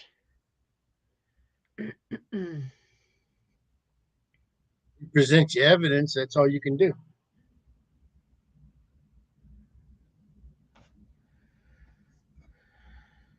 Elvis? Why? I mean, Why? Elvis. You just heard us talking about it. You heard me and Greg talk about that tonight. I want to do Leave Harvey Oswald.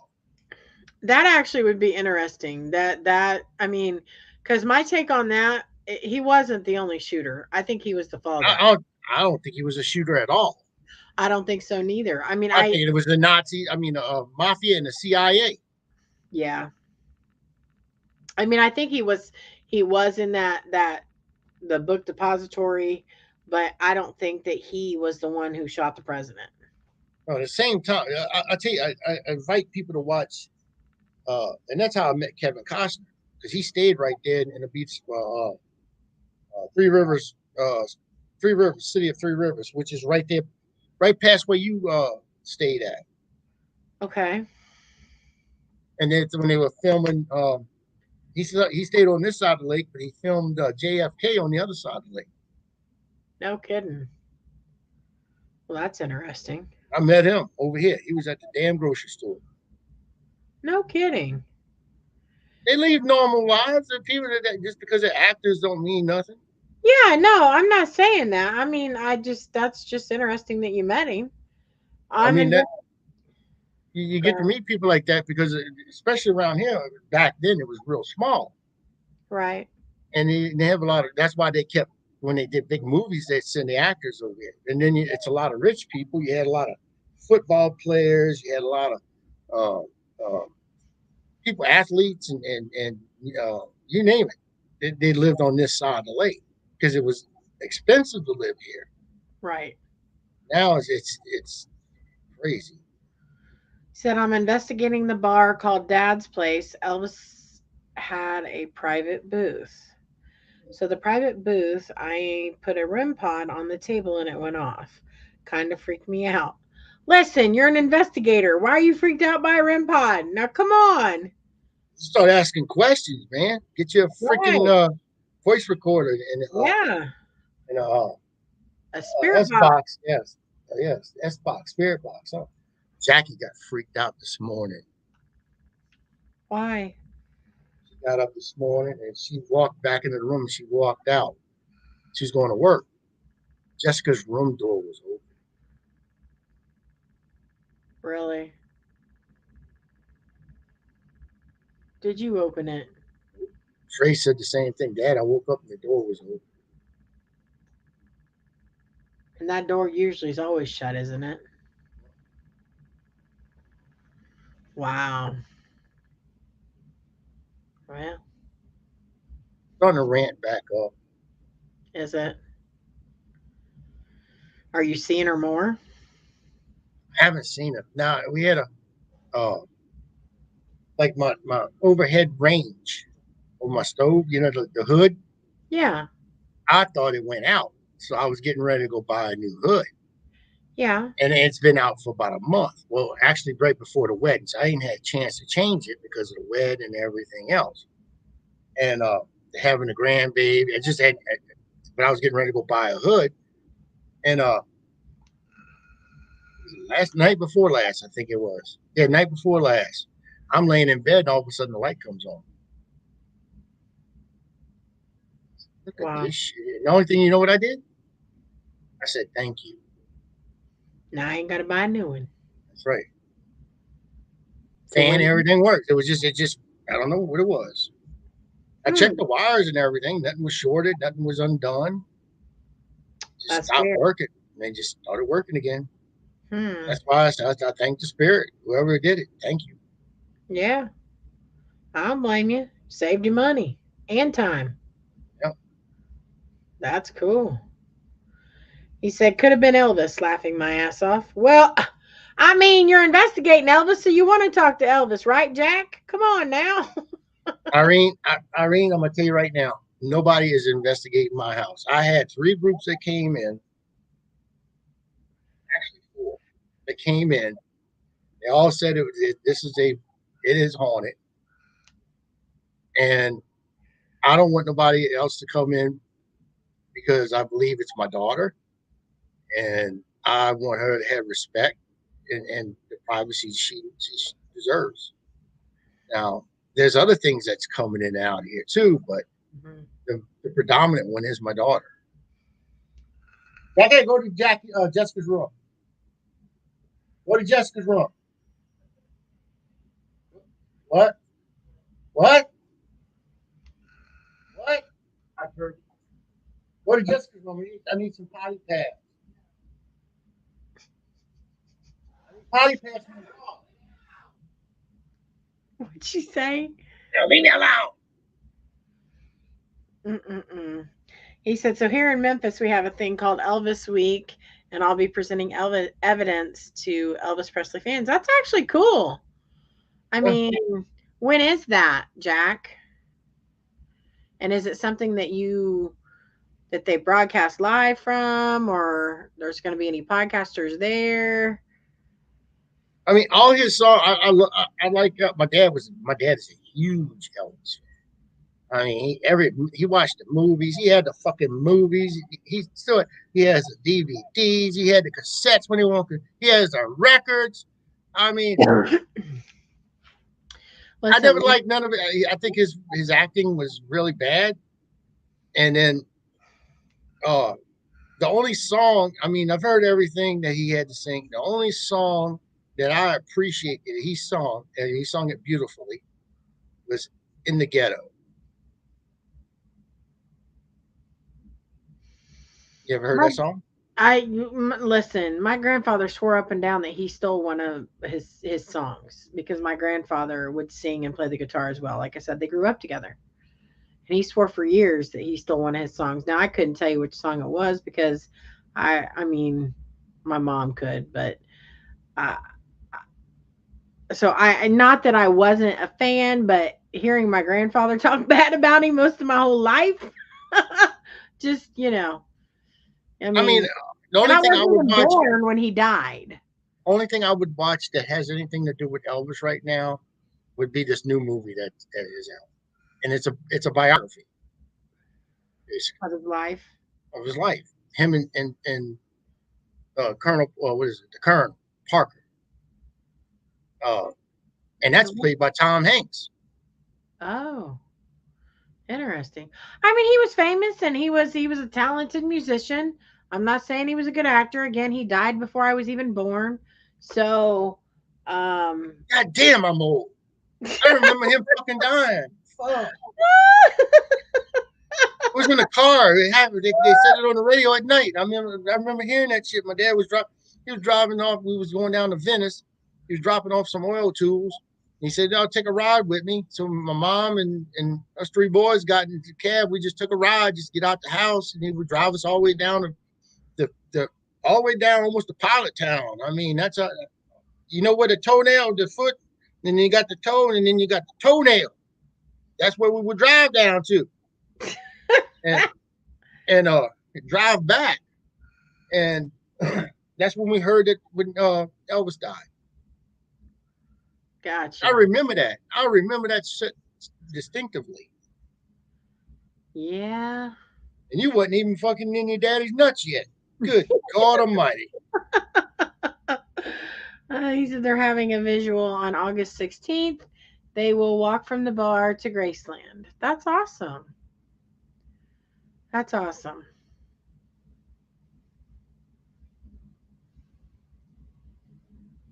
What are you looking at, Howard? I'm looking at the end of the hallway. There's a shadow on Jessica's door. It's moving.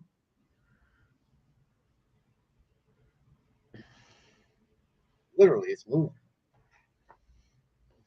It's more like a mist, a dark mist. When you see shit with visual eyes, then you know Yeah.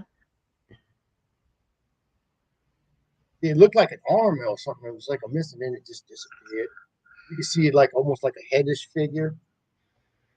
It's probably Jessica. We were talking about it. She don't like talking about it. I keep a lamp on in her room, uh, by her bed, and I put that's on one side, and then in the window I got a lamp in the window. Yeah. If she wants to come back in, she follows the light. Yeah. Jackie, Quit hollering at your wife. come look at this shit. Mm-mm-mm. Come here. No. She's like, I'm not gonna do it. Listen, I got to pee, so are we gonna be on much longer? We'll cut it now. Well, appreciate everybody coming on tonight. Thank you. Well, look who's here. Oh, she was there. She's gone. Who? Nikki? Nikki. Yeah. Yeah, she messaged me and said that she was having connection problems. It kept cutting Yeah. out. She was just there. Nikki, we cutting off. Thanks for everybody tuning in. We'll have our guest tonight. We'll have him back on again another day, I'm sure. And then apparently we're going to have Jack Brewer on. So always nice meeting new people in the paranormal field and people that have a passion for the things that we do. So peace, love, and kindness to all, and stay fun. That's yep, yep. Peace, love, and prostate. That's it, prostate. I do. I gotta go get my shit checked.